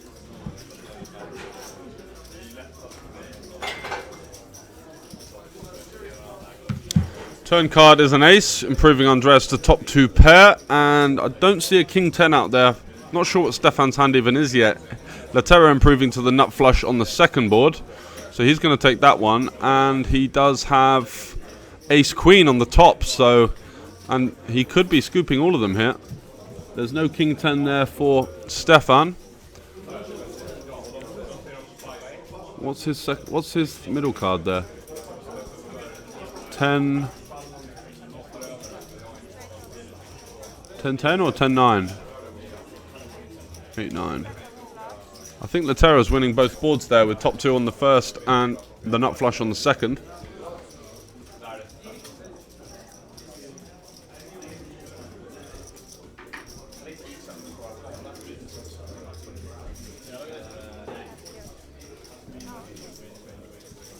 Yeah, the game in Austria is incredible at Concord, Montesino, all of those for the PLO. It's just absolutely outrageous. It's more just spending time in South Central America that you love. Ah, fair enough. Guess the lifestyle over there is a lot more easygoing than parts of Europe.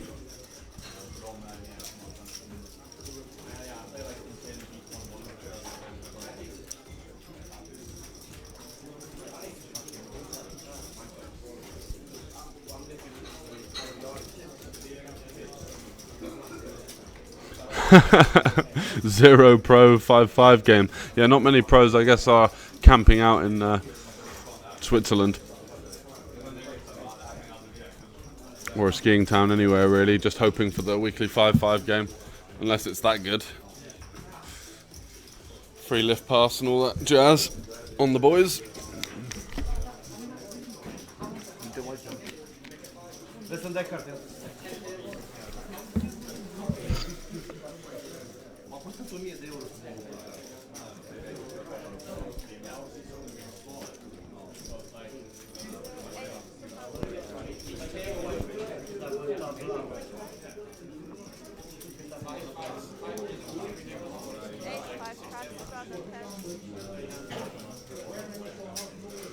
Yeah, that makes a lot of sense. Wherever I personally would be going out there to play some reasonably sized PLO games and just see if I could make it work for a while. I'm not the sort of person that likes to stick around in the UK for the rest of my life. It's just kind of dreary, if I'm honest. Looks like we've got the last hand here as the cash game crew there crowding around the outside. I can't get into America, can I, because of that visa ban thing.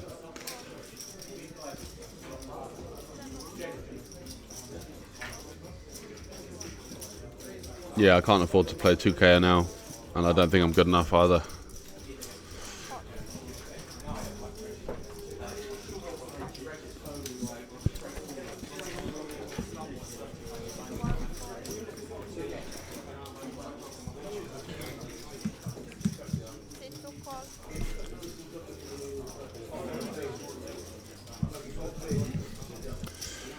So Andreas here raising to 60 off his 200 stack, just possibly looking to get it in, have a little bit of a dabble. Lucien, Laterra, Stefan coming along, and Lucien here's got the easiest pot of his life. Try and thin out a couple of the guys. If he's ever seen the Cash Game Festival before, he might realise that people just don't fold in the last hand, so he's going to have to cling on for dear life to those aces.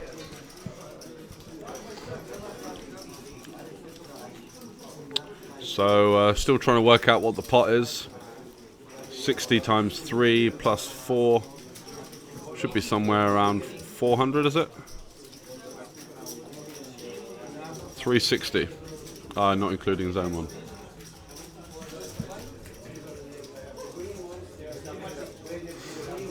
Yeah, and I mean, if living expenses there are 350, like you said, it's complete peanuts, right?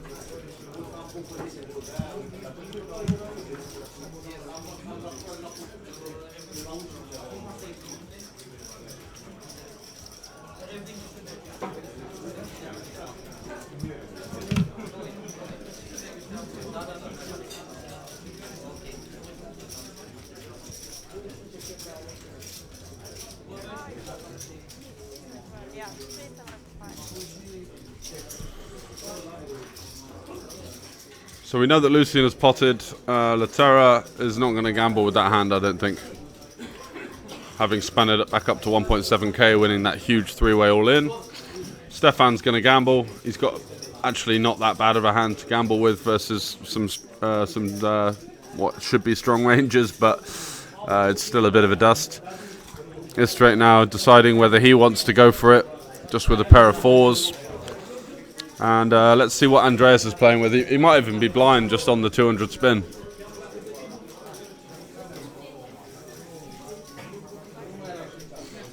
Whoever, drop me a follow on that Instagram, and once I get my account back and sorted, I'll give you a message, because I'm very interested to do that. Potentially come to Mexico City and move my way down. Be cool to meet someone like-minded like that. I've just put it above there and under the Cash Game Festival thing. So, that's a great flop and a great start for Lucien, and he turns everyone basically dead. I think they were dead, yep, fully dead. Are they running it twice?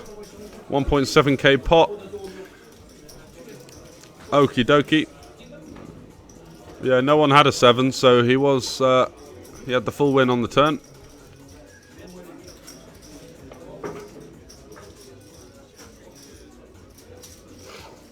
Not sure what the commotion is.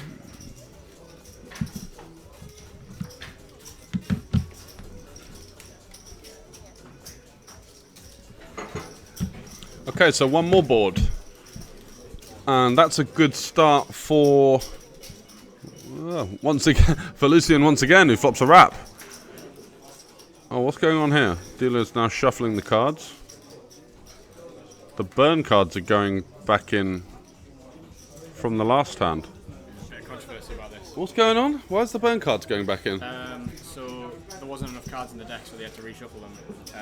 And then the guy with the aces is kicking off because he's saying you're not supposed to reshuffle in the burn cards. Yeah, of course he's not. No, you don't reshuffle in the burn cards. It's just from... from the rest of the deck. Yeah, it should be from the mucked cards, right? I mean, he wins both anyway and then He continues kicking off. Yeah. I mean, it's probably the principle he's thinking about, but he's won once again, guys. Flopping the gin on the second board. The first board, and flopping pretty well with the having the ace of diamonds blocker, no one else with the live flush draw. Blind 800, 1600, piplenante 1600.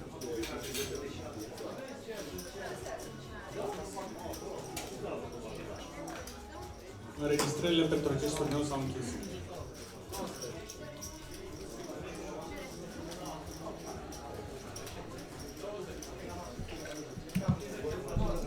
Okay, and that looks like it's going to wrap it up. We've seen some controversy there. Sam just filling us in that Seat 7 Lucien was very disappointed with the way that that was dealt with. Obviously, the burn cards going back in would sort of change his possibility of potentially winning the hand, or could skew it back from what should be done. Looks like he's taking it in better spirits now, and Marit's laughing it all off. We will be back in half an hour for some 2-5 no limit hold'em. And I'm looking forward to joining you then. See you later, guys.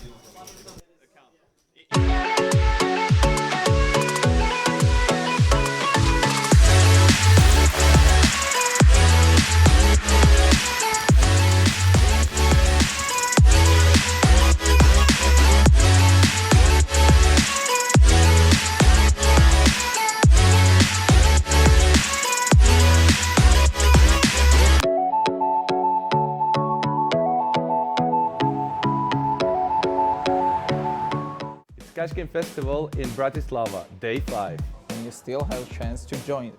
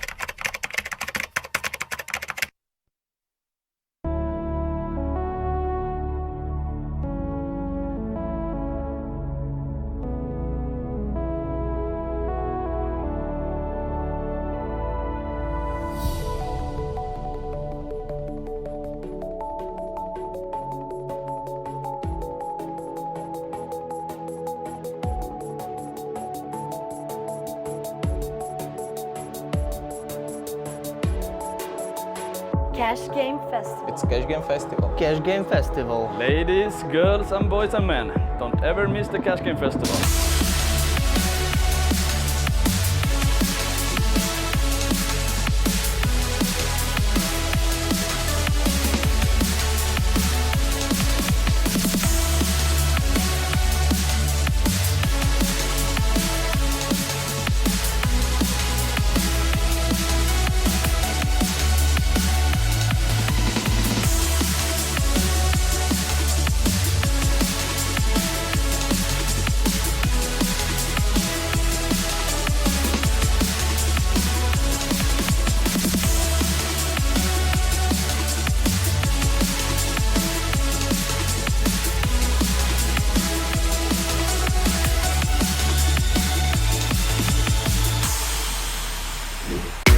I've been coming to Cash Game Festival for some time now.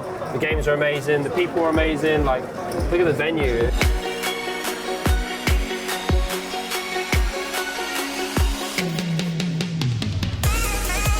You meet so many amazing people here. That's one of the things that I